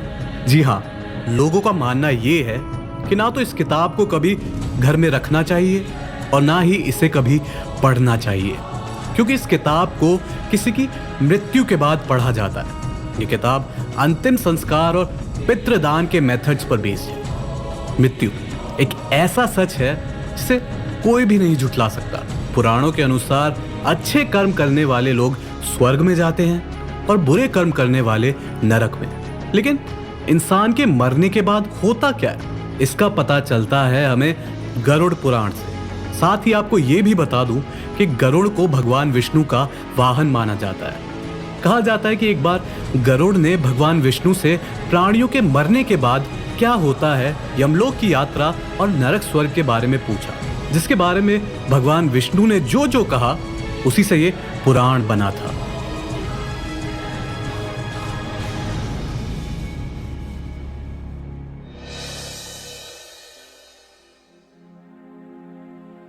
गरुड़ पुराण के अनुसार मरने वाले इंसान की सबसे पहले आवाज चली जाती है और जब आखिरी समय आता है तो इंसान सभी लोक परलोक को एक रूप में देखने लगता है। उसकी आत्मा को दिखाई देता है कि दो यमदूत, जिनका रंग काला है, गुस्से से भरी आंखें हैं, टेढ़ा मुंह और देखने में बड़े शक्तिशाली और खतरनाक हैं, उसे लेने के लिए पृथ्वी पर आ गए हैं। जिसके बाद आत्मा डर कर बॉडी के चिपक जाती है। लेकिन लाख कोशिश करने के बाद भी आत्मा वापस बॉडी के अंदर नहीं जा पाती। यमदूत उसकी आत्मा को जकड़कर यमलोक ले जाते हैं, जहां पर उनके जीवन में किए गए कर्मों का हिसाब किया जाता है और उस हिसाब से उन्हें सजा दी जाती है। साथ ही मैं आपको यह भी बता देता हूं कि यमलोक का सफर कुछ आत्माओं के लिए कितना अच्छा और कुछ आत्माओं के लिए कितना खतरनाक होता है। गरुड़ पुराण के अनुसार जिस इंसान ने लोगों की सेवा की, लोगों की मदद की, अपने से कमजोरों को कभी बुली नहीं किया, कोई दुष्कर्म नहीं किया, सिर्फ अच्छे कर्म किए, उसके लिए यमलोक की यात्रा बेहद ही आसान होती है। उसे एक रथ में बिठाकर बड़े ही ऐशो आराम के साथ ले जाया जाता है। लेकिन जिस इंसान ने अपनी जिंदगी में अच्छे कर्म नहीं किए होते और बुरे कर्मों का भार बहुत ज्यादा होता है, उनके लिए सफर बेहद दुखद और दर्द भरा होता है, क्योंकि यमदूत उस जीव की आत्मा पर जरा भी दया नहीं दिखाते। उसे बांधकर घसीटते हुए यमलोक तक ले जाते हैं। आत्मा रोती रहती है, भीख मांगती रहती है, लेकिन यमदूत उस आत्मा पर कोई दया नहीं दिखाते। उसे उसके किए गए हर पाप याद दिलाते हैं, जिससे वो आत्मा अपने आप को दोषी समझने लगती है। उस आत्मा को कहीं पर भी रुककर आराम करने का मौका तक नहीं दिया जाता। बीच में बेहद ही खतरनाक रास्ते हैं, जिसमें आग के कोयले, बर्फीली हवाएं कीड़े मकोड़ों से भरा कीचड़ है जिसे देखते ही मानो उल्टी आ जाए। यमदूत वहां से घसीटते हुए आत्मा को यमलोक तक लेकर आते हैं। इस तरह ये सफर दुष्ट आत्माओं के लिए बेहद ही खतरनाक और दर्द भरा होता है। गरुड़ पुराण में लिखा है कि यमलोक में एक बड़े स्थान पर चित्रगुप्त बैठे होते हैं जो कि हर एक प्राणी के पाप और पुण्य गिनाते हैं और उस हिसाब से पनिशमेंट दी जाती है। वहां से धर्मराज की सभा में जाने के लिए 4 दरवाजे होते हैं। पहला होता है पूर्व यानी ईस्ट। इस रास्ते से जाने का सौभाग्य उन लोगों को मिलता है जिनके दिल साफ हो और पवित्र हो। इस रास्ते में खुशबूदार हवाएं, नदी, बगीचे, चलने के लिए प्रॉपर सड़क, सुंदर पशु पक्षी और अमृत भरा हुआ होता है। इस रास्ते पर बेहद ही कम लोग जा पाते हैं। दूसरा रास्ता है पश्चिम का यानी वेस्ट का। इस रास्ते को रत्नों से सजाया गया होता है और यहाँ पर केवल संत लोग ही जा सकते हैं। तीसरा दरवाजा है उत्तर का यानी नॉर्थ का। इस रास्ते से उन लोगों को जाने को मिलता है जिन्होंने बिना किसी स्वार्थ के लोगों की मदद की हो, लोगों को दान दिया हो या फिर जिसकी मृत्यु किसी तीर्थ के पास हुई हो। इन तीनों दरवाजों में किसी को भी किसी भी तरीके की असुविधा नहीं होती। सब आराम से धर्मराज की सभा तक पहुंचते हैं जहां पर धर्मराज अपने सबसे खूबसूरत फॉर्म में उनका इंतजार करते हैं और आगे जाने का मार्ग दिखाते हैं। फिर आता है आखिरी दरवाजा जो कि दक्षिण यानी साउथ का दरवाजा है। यह दरवाजा देखने में भी बड़ा भयानक है। इस दरवाजे से उनको अंदर भेजा जाता है जिन्होंने जिंदगी भर पाप किए हो, हत्याएं की हो, रेप जैसे घिनौने काम किए हो।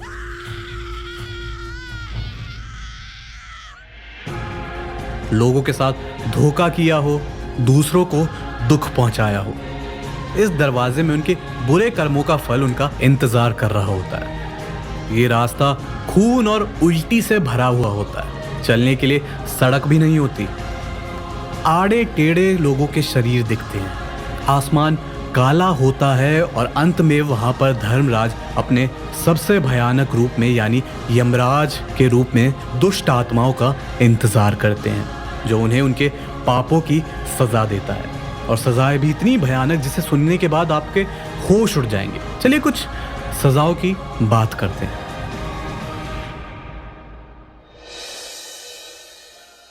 तमिश्रम। इस सजा के अनुसार इंसान को चाबुक से मारा जाता है।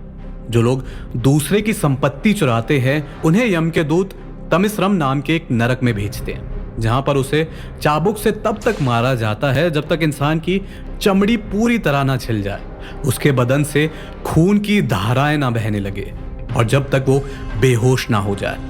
इससे भयानक बात तो ये है कि उनके होश में आने के बाद इस प्रोसेस को दोबारा रिपीट किया जाता है जब तक उसके सारे पापों का हिसाब नहीं होता। कुंभी पाकम। आपने कई बार लोगों को मजाक में कहते हुए सुना होगा कि भैया तुझे तो नरक में फ्राई किया जाएगा, तुझे तो जिंदा गरम तेल में डुबा दिया जाएगा।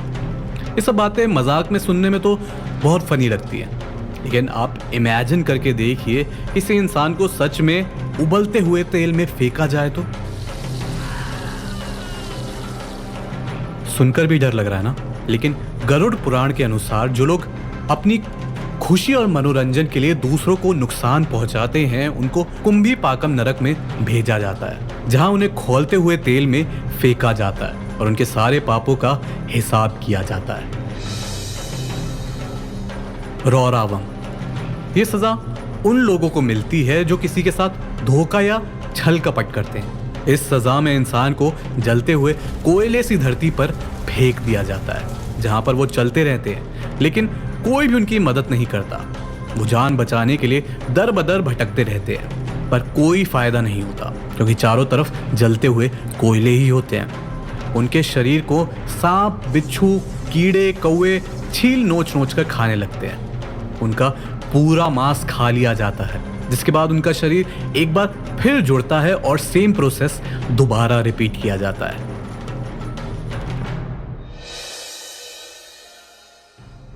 प्राणरोधम। गरुड़ पुराण के अनुसार इस नरक में उन लोगों को भेजा जाता है जो कि जानवरों का मांस खाते हैं इस सजा में यमदूत इंसान के हर एक अंग को काटते हैं, जिसके बाद शरीर एक बार फिर जुड़ता है और फिर से यही प्रोसेस रिपीट किया जाता है। तप्ता मूर्ति, इस नरक में उन लोगों को भेजा जाता है जो कि नाजायज संबंध बनाते हैं। उन्हें इस नरक में भेजा जाता है और उन्हें बांधकर तपती हुई धरती पर फेंक दिया जाता है। उनका पूरा बदन धीरे धीरे पिघलने लगता है।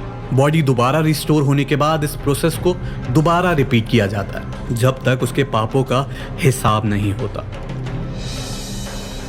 मंजुष, इस नरक में उन लोगों को सजा दी जाती है जिन्होंने बेगुनाहों को सजा दी है या कैद किया है। इस सजा में दोषियों को नरक की गरम सलाखों से जलाया जाता है। महाज्वल, इस नरक में हर तरफ आग है। जो लोग हमेशा ही पाप में लगे रहते हैं वो इस नरक में जलाए जाते हैं।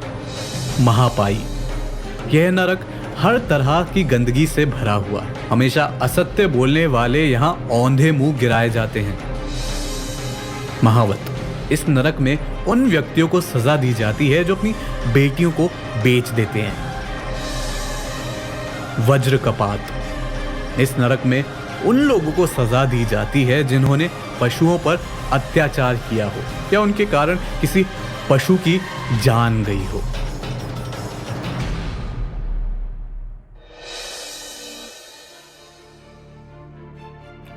गरुड़ पुराण के अनुसार एक जीव को इंसान का जन्म बेहद मुश्किल से मिलता है। एक जीव को इंसान का रूप पाने के लिए 84 लाख योनियों से गुजरना पड़ता है। वो कभी कोई कीड़ा बनता है, कभी पंछी बनता है, कभी जानवर बनता है या पेड़ बनता है, जिसके बाद फाइनली जाकर उसे इंसान का जन्म मिलता है। गरुड़ पुराण एक ऐसा पुराण है जो समझाता है कि मनुष्य जीवन हमें बड़ी मुश्किल से मिलता है, तो इसे हमें परेशान रहकर, दुखी रहकर या बुरे काम करके नहीं गंवाना चाहिए। लाइफ की छोटी छोटी चीजों में भी खुश रहना चाहिए। जैसा कि गरुड़ पुराण में लिखा है कि मौत से तो कोई नहीं बच सकता, तो क्यों अपनी लाइफ रो रो कर जिए। खैर, ये तो गरुड़ पुराण का एक छोटा सा हिस्सा था मृत्यु के बारे में। गरुड़ पुराण में इसके अलावा बहुत कुछ है, जिसके ऊपर डेफिनेटली हम किसी और दिन चर्चा करेंगे। फाइनली आपको ये शो और एपिसोड कैसा लगा हमें जरूर बताइएगा।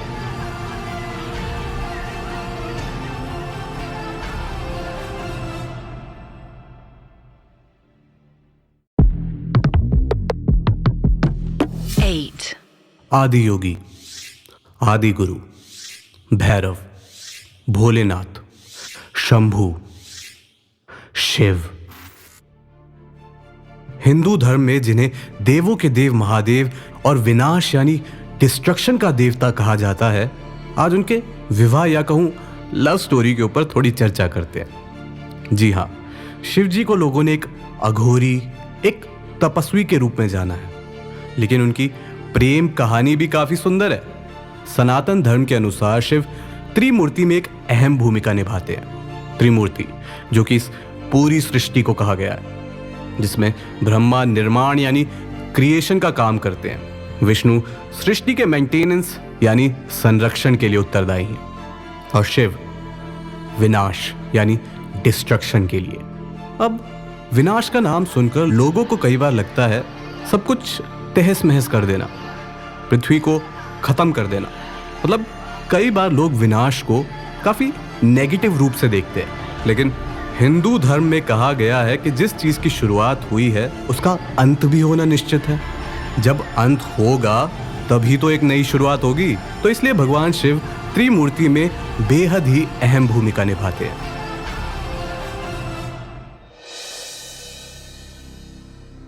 वहीं शक्ति की बात करें तो शिव शक्ति के बिना अधूरे हैं और शक्ति शिव के बिना। शिव और शक्ति को साथ में आना he is the rule of the nature. वहीं शक्ति की बात करें तो हमारे पौराणिक कथाओं में यह भी कई बार बताया गया है कि शक्ति शिव से भी कई ज्यादा पावरफुल है। तो शिव और शक्ति का जो मिलन हुआ वो सबसे पहले सती और शिव के तौर पर हुआ ये कि ब्रह्मा जी ने पृथ्वी को आबाद करने के लिए अपने पुत्र दक्ष प्रजापति को सौंपा, तो दक्ष ने शक्ति को अपने संतान के रूप में जन्म लेने के लिए प्रार्थना की। इस तरह माता पराशक्ति ने सती के रूप में अवतार लिया। हालांकि इनके पीछे ब्रह्मा जी यह चाहते थे कि शक्ति सती के रूप में अवतार लें और शिव को प्रसन्न करें। हालांकि शक्ति जो है जब अवतार लेने वाली होती हैं तो वो दक्ष को एक चेतावनी भी देती है कि आपकी और ब्रह्मा जी की इच्छा से मैं इस नश्वर शरीर में जन्म ले रही हूँ, लेकिन मैं सिर्फ तब तक इस नश्वर शरीर में रहूंगी जब तक आप और मेरे फ्यूचर हस्बैंड मेरी इज्जत करेंगे। तो हमारे पुराणों में शुरुआत से ही दिखाया गया है कि शक्ति की भी अपनी एक पहचान है। इसका मतलब ये नहीं है कि शक्ति जो है पुरुषों से नीचे या कहूँ सेकेंडरी है, नहीं, शक्ति की एक पहचान है। वो उतनी ही पावरफुल है जितना पुरुष है, या कहूँ शायद उससे भी ज़्यादा पावरफुल है। शक्ति की खुद की शर्तें हैं कि मैं इस नश्वर शरीर में जब तक रहूंगी जब तक मेरी इज्जत होगी। उसके बाद शक्ति जो है माता सती के रूप में जन्म लेती है। हालांकि उस वक्त दक्ष बेहद खुश होकर मन ही मन तभी से अपनी पुत्री सती के विवाह की कल्पना करने लगा कि मेरी पुत्री का विवाह किसी बेहद खूबसूरत और शान और शौकत में होगा। लेकिन नियति को तो कुछ और ही मंजूर था।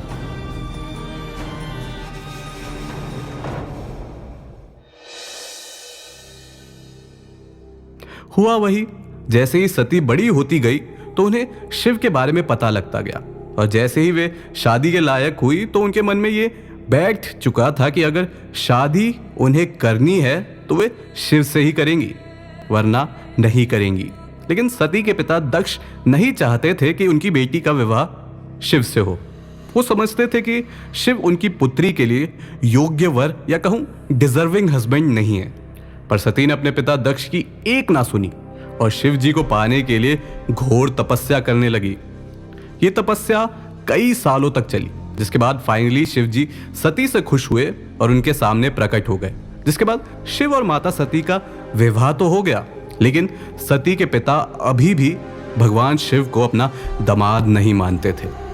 यहाँ तक कि जब सती भगवान शिव के साथ कैलाश चली गई थी तब उन्होंने सती के साथ अपने सारे संबंध भी तोड़ दिए थे। हालांकि बीच में बहुत से इवेंट्स भी हुए थे, लेकिन यहाँ पर हम शिव और शक्ति के मिलन के ऊपर ही बात करेंगे। तो एक बार क्या हुआ था कि दक्ष ने अपने बड़े यज्ञ का आयोजन किया जिसमें सभी देवी देवता आमंत्रित थे, लेकिन केवल शिव जी और सती को इनवाइट नहीं किया गया था। जब इस बात का पता कैलाश तक पड़ा तो सती ने शिव के साथ यज्ञ में चलने को कहा, पर शिव जी ने मना कर दिया और सती को भी जाने से मना कर दिया, क्योंकि उन्हें पता था वहां पर कुछ नहीं बल्कि सती का अपमान किया जाएगा।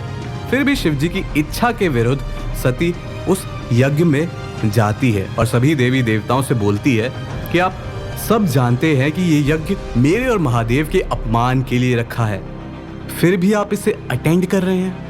जिसे देखकर दक्ष भी भड़क जाते हैं और कहते हैं कि जब हमने तुम्हें बुलाया ही नहीं है तो तुम आई क्यों हो, और अब आ भी गई हो तो शांति से यज्ञ में बैठो। और जैसा मैंने शुरुआत में बोला था, शक्ति ने वार्न किया था कि अगर मेरा अपमान हुआ तो मैं ये शरीर छोड़ दूंगी। और यहाँ पर सती के पिता दक्ष ने सती का अपमान किया और शिव जी ने सती की बात नहीं मानी, तो सती को लगा कि मेरे हस्बैंड ने भी एक तरह से मेरा अपमान किया है। जिसके बाद सती ने क्रोध में देवी आदिशक्ति का रूप लिया और अग्नि में समा गई। तो कहा जाता है कि शिव जी को पता था कि ये सब होने वाला है, लेकिन जैसे ही शिवगण उनके पास ये बात लेकर पहुंचे कि माता सती ने अग्नि प्रवेश किया है, तो शिव जी क्रोध से भर जाते हैं। वो अपने इमोशंस कंट्रोल नहीं कर पाते और तांडव करना शुरू कर देते हैं। फिर वो अपनी 2 जटाएं उखाड़ते हैं, जिसमें से वीरभद्र और भद्रकाली का जन्म होता है, जो कि शिव के भयानक अवतार थे। दक्ष के महल तक वो पहुंचते हैं, सभी सेनाओं को, सभी देवी देवताओं को हराकर, और दक्ष का गला काट देते हैं। जिसके बाद खुद शिव जी भी दक्ष के महल में पहुंचते हैं। सती के शव को देखकर शिव जी रोने लगते हैं। सबके विनती करने पर महादेव बकरे का सर लगाकर दक्ष को वापस जिंदा भी कर देते हैं और सती का शव उठाकर वियोग में दर बदर भटकने लगते हैं।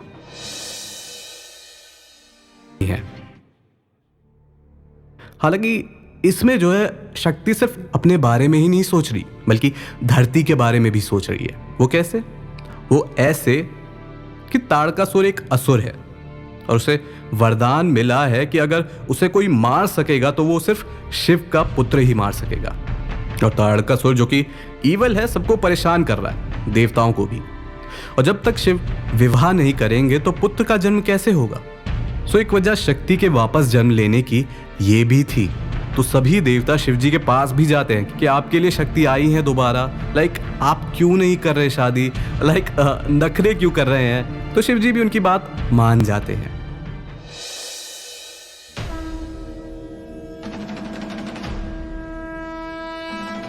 एक और इंटरेस्टिंग इवेंट ये हुआ था जब शिव जी की बारात जा रही थी। उसमें सभी देवी देवता थे, संत थे, राक्षस थे, भूत प्रेत थे। अब शिव जी तो ठहरे तपस्वी, मुंह नहीं है किसी चीज का, सीधा साधा जीवन जीते हैं। तो वो क्या करते हैं, अपने ऊपर भस्म लगा लेते हैं, कंकालों की माला पहन लेते हैं, सांप वगैरह अपने ऊपर टांग लेते हैं। लाइक जैसे हैं वो वैसे बनकर जाते हैं। तो पार्वती की जो माँ होती है मैनावती, इंटरेस्टिंगली उन्होंने शिव जी को नहीं देखा है। उन्होंने सिर्फ सुना है कि शिव त्रिलोक के स्वामी हैं, शिव महादेव हैं, सब उनकी पूजा करते हैं। सो उनके मन में एक अजम्पशन बन गया है कि मेरा दामाद काफ़ी सुंदर है, काफ़ी अमीर होगा। तो बारात आती है और मैनावती हाथ में थाल लिए इंतज़ार कर रही होती है। पहले संत लोग आते हैं। मैनावती नारद मुनि से पूछती है, क्या ये शिव है? नारद मुनि कहते हैं नहीं। फिर देवतागण आगे आते हैं। मैनावती फिर पूछती है कि ये शिव है क्या? नारद मुनि कहते हैं नहीं। फाइनली कुछ भूत प्रेत आने लगते हैं, जिसके बाद शिव जी खुद आते हैं। भस्म लगाए हुए हैं, नंदी के ऊपर बैठे हुए हैं, मृग छाल पहना हुआ है, सांप टंगे हुए हैं। तो मैनावती उन्हें देखकर डर जाती है और बेहोश हो जाती है।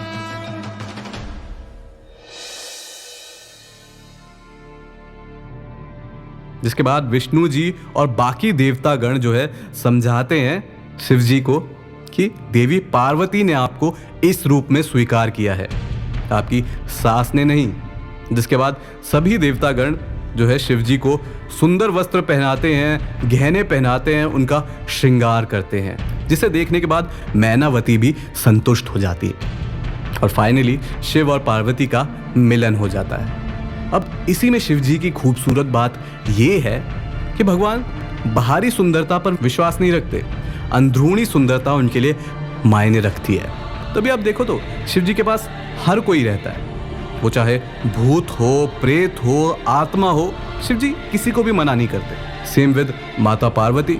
माता पार्वती को वो सब नहीं दिख रहा कि मेरे जो पति हैं वो कैसे रहते हैं, क्या खाते हैं, कहाँ रहते हैं, क्या पहनते हैं। उन्हें सिर्फ दिख रहा है कि शिव मेरे आराध्य हैं, मेरे सोलमेट है। So this is the beauty of शक्ति ऑल्सो। वो कहावत है ना, ये दुनिया की सबसे अलग प्यार की कहानी है, जिसमें महल की रानी वैरागी शिव की दीवानी है।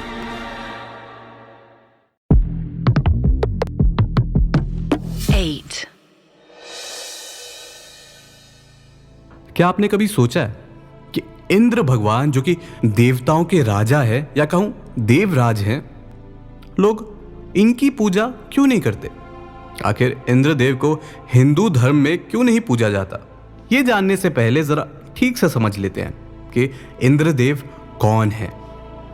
इंद्रदेव को हम गॉड ऑफ रेन और थंडर भी कह सकते हैं। इंद्रदेव का मोस्ट पावरफुल अस्त्र या कहूं हथियार वज्र है, और वे एक 4 दांतों वाले विशाल हाथी पर सवार रहते हैं, जिसका नाम ऐरावत है। इंद्र ने कई बार देवताओं को खतरनाक राक्षसों और असुरों से बचाया है, जो कि हर वक्त भगवान की जगह लेने की कोशिश करते हैं। एक बार वृत्र नाम के एक राक्षस ने स्वर्ग को अपने कब्जे में कर लिया, और कोई भी उसका मुकाबला नहीं कर पा रहा था, क्योंकि उसे एक वरदान मिला हुआ था जिसके अकॉर्डिंग उसे कोई भी शस्त्र या कहूं हथियार से हराया नहीं जा सकता था। तो भगवान इंद्र ब्रह्मा जी के पास गए। ब्रह्मा जी के पास जाने के बाद वे ऋषि दधीची के पास गए, जिन्होंने वृत्र को मारने के लिए अपने प्राण त्याग दिए, यानी अपनी जान ले ली। जिसके बाद ऋषि दधीची की हड्डियों से एक ऐसा शस्त्र बना जो कि काफी खतरनाक और काफी पावरफुल था। जी हाँ, वज्र। जिसका इस्तेमाल करके भगवान इंद्र ने रित्र नाम के राक्षस को मार गिराया था, जिसके बाद सभी देवताओं ने भगवान इंद्र को अपना राजा मान लिया और तभी से भगवान इंद्र देवताओं के राजा बन गए, यानी देवराज बन गए। इंद्रदेव की पत्नी का नाम शची था, लेकिन इसके बावजूद इंद्रदेव के कई सारे अप्सराओं के साथ संबंध भी थे। इंद्रदेव के पास हर तरह का ऐशो आराम था, जिसे मिलने के बाद कह सकते हैं वो काफी घमंडी और लालची बन गए थे। असुरों के पास हर एक चीज की कमी थी, इसलिए हर वक्त असुर स्वर्ग लोक पर आक्रमण कर दिया करते थे। और जब भी इंद्रदेव और बाकी देवताओं की हार हो जाती थी तो इंद्रदेव त्रिमूर्ति यानी ब्रह्मा, विष्णु और महेश के पास चले आते थे मदद के लिए, जिसके बाद वापस देवताओं की जीत हो जाती थी और इंद्रदेव की गद्दी सुरक्षित रहती थी। इंद्रदेव को ये डर भी लगा रहता था कि उनसे उनका ये पद कोई छीन ना ले। उनको गद्दी का इतना लालच हो चुका था कि अगर उनको लगता था कि उनकी पदवी कोई छीन सकता है तो वो किसी न किसी तरीके से छल करते थे या अपने पावर्स का गलत इस्तेमाल करते थे, जिससे हर कोई उनसे डर कर रहता था। उन्होंने देवलोक के साथ साथ पृथ्वी लोक पर भी अपना डर फैलाना शुरू कर दिया था, जहां पर वो कहते थे कि अगर कोई मेरी पूजा नहीं करेगा या मेरे खिलाफ जाएगा तो मैं बारिश रोक दूंगा, जिसकी वजह से इंसानों में इंद्रदेव के प्रति डर बढ़ गया और उनकी रेगुलर तौर पर पूजा होने लगी। इंद्रदेव अपनी पोजीशन को लेकर काफी इनसिक्योर भी रहते थे। अगर उन्हें दिखता था कि कोई तपस्वी, साधु या राजा तप या यज्ञ कर रहा है तो वे बारिश करके उनके तप में बाधा डाल दिया करते थे। कई बार स्वर्ग से सुंदर अप्सराओं को भेजकर उनका तप भंग भी करवा दिया करते थे।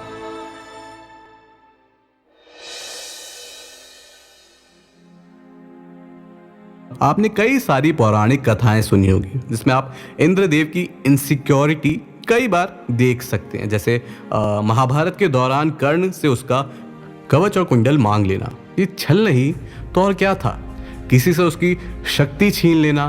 दरअसल हुआ ये था कि अर्जुन इंद्रदेव के बेटे थे और अर्जुन के राइवल थे कर्ण, जो कि सूर्य पुत्र थे।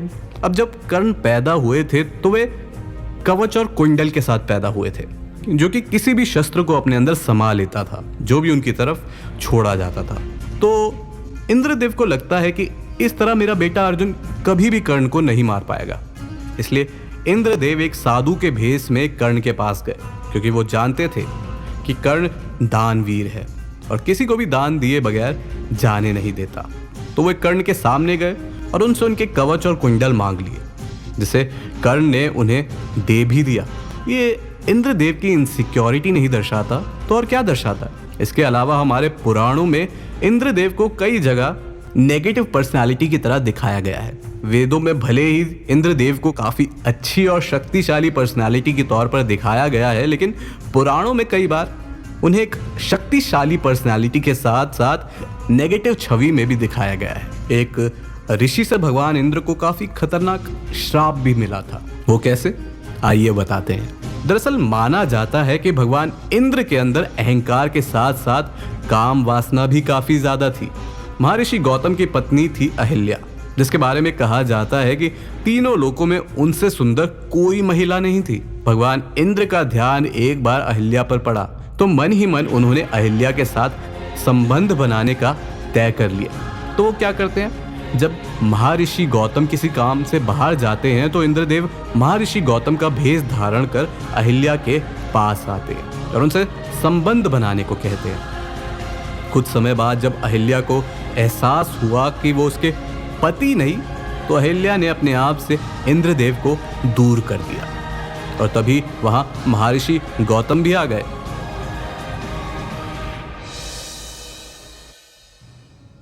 उन्होंने अहिल्या को किसी और के साथ देखकर श्राप दे दिया कि अहिल्या पत्थर की बन जाएगी और वो तब तक इस श्राप से मुक्त नहीं होगी जब तक भगवान विष्णु खुद आकर उन्हें स्पर्श नहीं करते। अहिल्या को इस श्राप से मुक्ति मिलती है त्रेता युग में, जब भगवान राम खुद आकर अहिल्या की पत्थर की मूर्ति को छूते हैं। और साथ ही देवराज इंद्र को भी महर्षि गौतम ये श्राप देते हैं कि जिस महिला की योनि से तुम इतना अटैच हुए थे उसी तरह तुम्हारी बॉडी पर भी 1000 योनियां निकल आएंगी और देवताओं के राजा होने के बाद भी तुम्हारी पूजा अन्य देवताओं की तुलना में ना के बराबर होगी। इंद्रदेव इस श्राप को सुनकर घबरा जाते हैं और महर्षि गौतम से उन्होंने श्री कृष्ण से मदद मांगी और श्री कृष्ण ने अपनी छोटी सी उंगली से गोवर्धन पर्वत उठा लिया। सभी जानवर, पंछी और गांव वालों को गोवर्धन पर्वत के नीचे आसरा मिल गया। लगातार 7 दिनों तक बारिश आती रही और लगातार 7 दिनों तक श्री कृष्ण गोवर्धन पर्वत को अपनी छोटी सी उंगली पर लेकर खड़े रहे।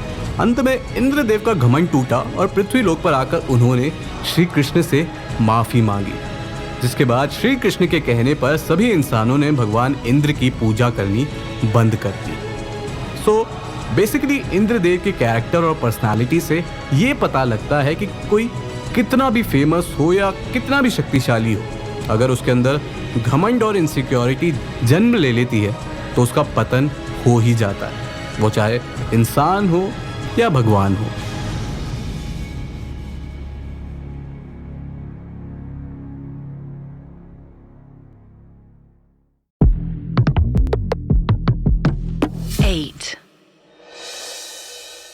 खंबा फाड़ भक्त प्रहलाद बचायो, हिरण्यकश्यप को स्वर्ग पठायो। श्री हरि विष्णु के चतुर्थ अवतारी, शक्ति एवं पराक्रम देव अवतारी। अर्ध मनुष्य अर्ध सिंह को धारी, निज भक्तों के कष्ट नाशनहारी। नारायण की लीला देखो प्यारी, भगवान नरसिंह की महिमा न्यारी। आज एक ऐसे इवेंट या कहूं पौराणिक कथा के ऊपर बात करेंगे जो बताती है कि भगवान के लिए भक्त से बढ़कर कुछ नहीं होता। भक्त पर अगर कोई मुसीबत आए तो भगवान क्या कुछ नहीं कर सकते, अपने भक्त की रक्षा के लिए किसी भी रूप में आ सकते हैं। वही ये इवेंट ये भी दिखाता है कि भक्त और भगवान का रिश्ता कितना गहरा होता है। भगवान को सोना चांदी, 56 भोग, हीरे जवाहरात कुछ नहीं चाहिए होता। उन्हें अगर मतलब होता है तो वो सिर्फ अपने भक्त के प्यार से।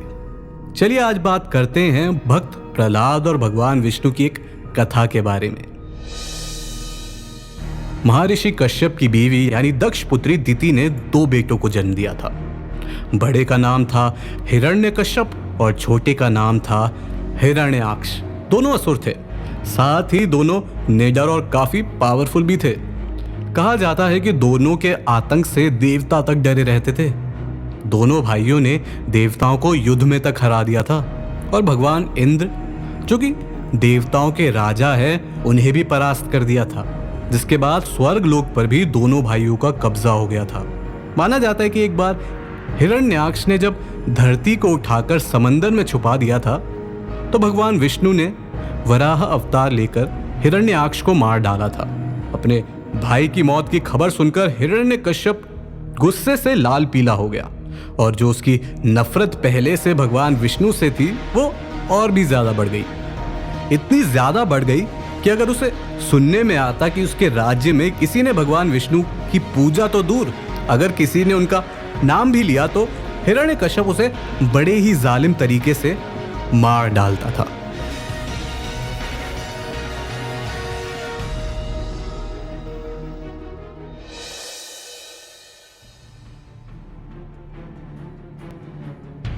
कहा जाता है कि हिरण्यकश्यप को भगवान ब्रह्मा से वरदान मिला था कि उसे ना तो कोई किसी अस्त्र से मार पाएगा, ना शस्त्र से, ना घर के अंदर मार पाएगा, ना ही घर के बाहर, ना दिन में ना रात में, ना ही कोई इंसान उसे मार पाएगा और ना ही कोई जानवर या पंछी।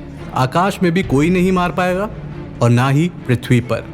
मतलब एक तरीके से उसने भगवान ब्रह्मा से ऐसा वरदान ले लिया था जिससे कि उसे कोई मार ही नहीं पाएगा। लेकिन नियति को तो कुछ और ही मंजूर था। हिरण्यकश्यप के बेटे का जन्म हुआ जिसका नाम रखा गया प्रहलाद। प्रहलाद जब शिक्षा लेने आश्रम गया तो वहां उसे भगवान विष्णु के बारे में पता चला। वहीं से प्रहलाद भगवान विष्णु की भक्ति में लीन रहने लगा। हर वक्त भगवान विष्णु का जाप करने लगा। ओम विष्णवे नमः, ओम विष्णवे नमः।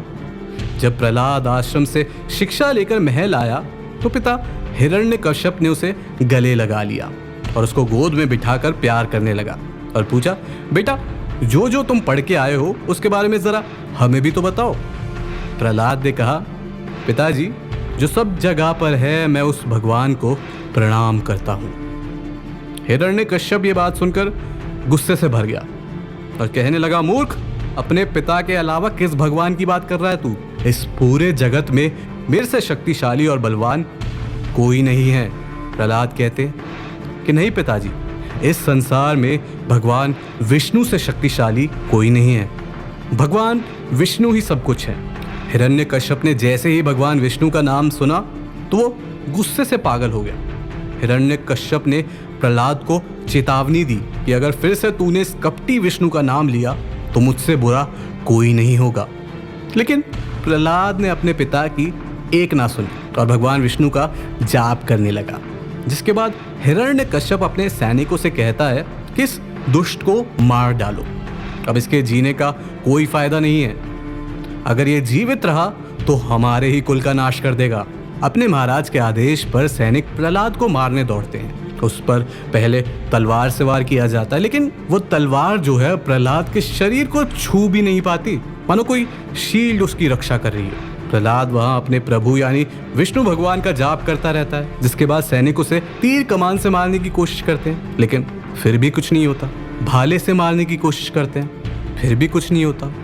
कई सारे अस्त्र शस्त्र इस्तेमाल करने के बाद सैनिक थक हार कर हिरण्यकश्यप के पास पहुंचते हैं और कहते हैं कि हे महाराज, प्रहलाद पर तो किसी भी अस्त्र का इस्तेमाल ही नहीं हो रहा। जिससे सुनकर हिरण्यकश्यप और गुस्सा हो जाता है और कहता है, मेरा नाम हिरण्यकश्यप है और जो मैं चाहूं वैसा ना हो ऐसा हो ही नहीं सकता।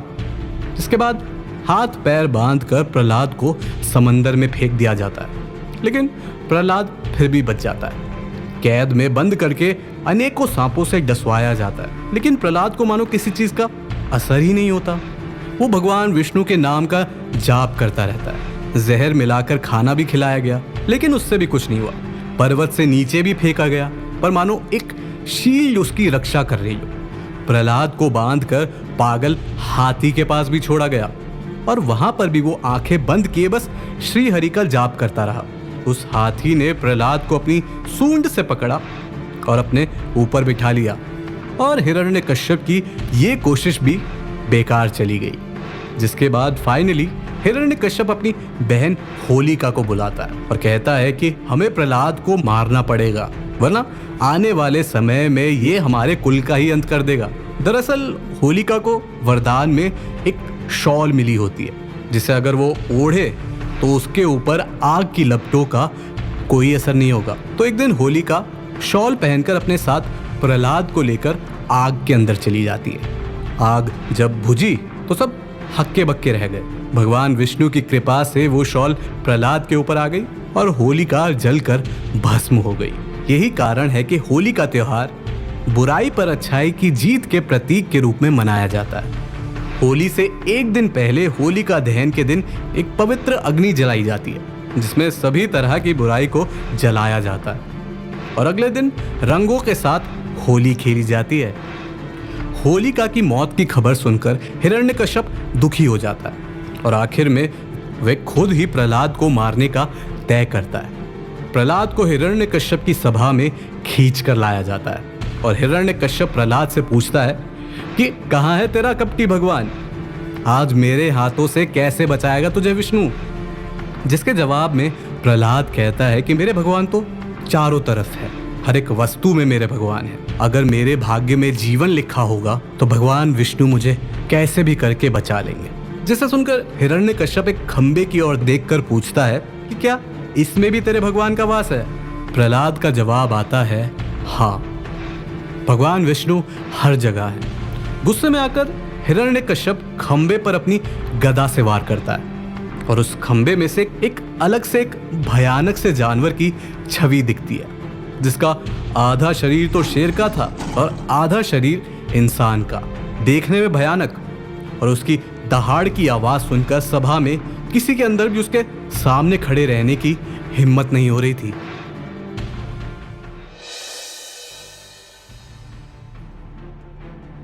प्रहलाद देखते ही पहचान गए कि ये और कोई नहीं बल्कि भगवान विष्णु के अवतार नरसिंह है। ये सब देखकर हिरण्यकश्यप अपनी गदा लेकर नरसिंह अवतार की ओर दौड़ा। भगवान हिरण्यकश्यप को पल भर में हराकर उसे उठाकर सभा की चौखट पर पहुंचते हैं और उसे अपनी जांघों पर लेटा लेते हैं और भगवान ब्रह्मा के वरदान का मान रखते हुए कहते हैं कि देख हिरण्यकश्यप, ना तू घर के अंदर है ना घर के बाहर है, ना कोई इंसान तेरा वध कर रहा है और ना ही कोई जानवर, ना ही आसमान में तुझे मारा जाएगा और ना ही धरती पर, ना ही किसी अस्त्र से तेरा अंत होगा और ना ही किसी शस्त्र से, बल्कि मेरे नुकीले नाखूनों से तेरा अंत होगा। ये कहते ही भगवान ने अपने नाखूनों से हिरण्यकश्यप के कलेजे को फाड़ दिया और वहीं पर उसका अंत हो गया। हिरण्यकश्यप को मारने के बाद भी भगवान विष्णु के नरसिंह अवतार शांत नहीं हुए। वो अभी भी गुस्से में सब कुछ तहस महस कर रहे थे, जिसके बाद खुद प्रहलाद जाकर भगवान विष्णु का जाप करते हुए नरसिंह अवतार के पैरों के पास बैठ गए, जिसके बाद उनका गुस्सा शांत हुआ और उन्होंने प्रहलाद को गोदी में उठाकर प्यार करना शुरू कर दिया और उसे आशीर्वाद भी दिया। प्रहलाद को बचाकर भगवान विष्णु ने यह दिखा दिया कि भक्ति में कितनी शक्ति होती है और बुराई चाहे कितनी भी पावरफुल क्यों ना हो, अच्छाई से हर बार हारती थी, हारती है और हर बार हारती रहेगी।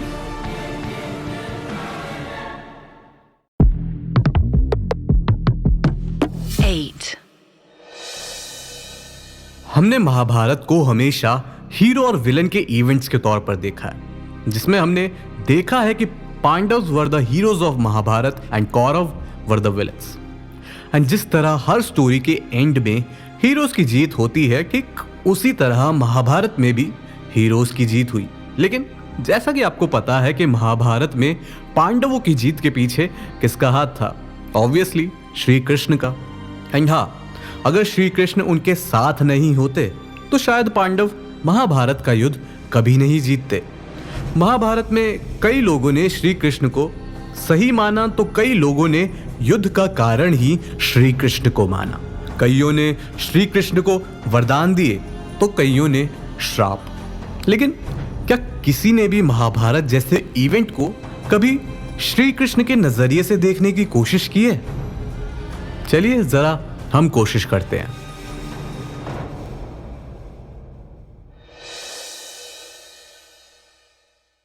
मुझे जीतने का सिर्फ एक तरीका है, वो है प्यार। मुझे केवल भक्त का प्यार चाहिए। मैं हर पाप से मुक्ति दूंगा। परेशान मत हो, बस मेरे प्यार और भक्ति में खो जा। श्री कृष्ण कहते हैं कि लोग महाभारत का सबसे बड़ा दोषी मुझे ठहराते हैं कि मैंने इस युद्ध को शुरू करवाया। मैं चाहता तो इस युद्ध को रोक सकता था, लेकिन मैंने कब कोशिश नहीं की युद्ध रुकवाने की। श्री कृष्ण कहते हैं मुझे पता था अगर ये युद्ध होगा तो पूरा कुरुकुल तबाह हो जाएगा। मैंने खुद हस्तिनापुर जाकर सभा में सबके सामने हाथ जोड़े कि पांडवों को उनका अधिकार दे दो। पितामह भीष्म, गुरु द्रोण, महाराज धृतराष्ट्र और यहां तक कि दुर्योधन के आगे भी उनका अधिकार उनको दे दो, वरना कुरुकुल का विनाश हो जाएगा। यादव कुल का होकर भी मैंने अपने कुल से पहले कुरुकुल की सोची। यहां तक कि दुर्योधन से पांडवों के लिए सिर्फ 5 गांव मांगकर युद्ध को टालने की कोशिश भी की, लेकिन जवाब में क्या मिला? 5 गांव तो क्या, मैं उन पांडवों को सुई के नोक जितनी जमीन भी नहीं दूंगा। इसके बावजूद भी लोग मुझे ही महाभारत जैसे भयानक युद्ध की वजह बताते हैं। मैंने धर्म का साथ दिया, लेकिन इसके बावजूद भी मुझे श्राप मिले कि मेरा कुल तबाह हो जाएगा, मेरी नगरी समंदर में डूब जाएगी। क्या आपको पता है ये श्राप मुझे किसने दिए थे? माता गांधारी ने। और मैं उस वक्त के उनके गुस्से को समझ सकता हूँ। माता यशोदा जब देखती थी कि मुझे हल्की सी चोट लगी है तो परेशान हो जाया करती थी। यहाँ तो माता गांधारी के 100 बेटों की मौत हुई है। लेकिन क्या आपको लगता है मुझे और मेरे कुल को ये श्राप मिलना जरूरी था?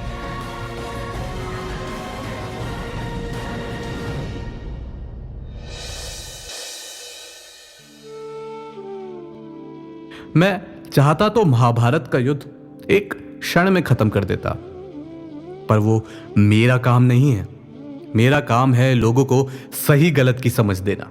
जंग पांडवों की थी और उन्होंने ही लड़ी। मैंने तो बस एक सही रास्ता दिखाया। गीता के जरिए बरसों का खोया हुआ ज्ञान लोगों को दिया, जिसमें एक इंसान की हर एक उलझन का जवाब लिखा है। महाभारत जैसे युद्ध की वजह से लोगों को धर्म और अधर्म के बीच का फर्क समझाया। भगवान भी जब इंसान के शरीर में अवतार लेते हैं तो वो भी संसार की चुनौतियों से नहीं बच पाते।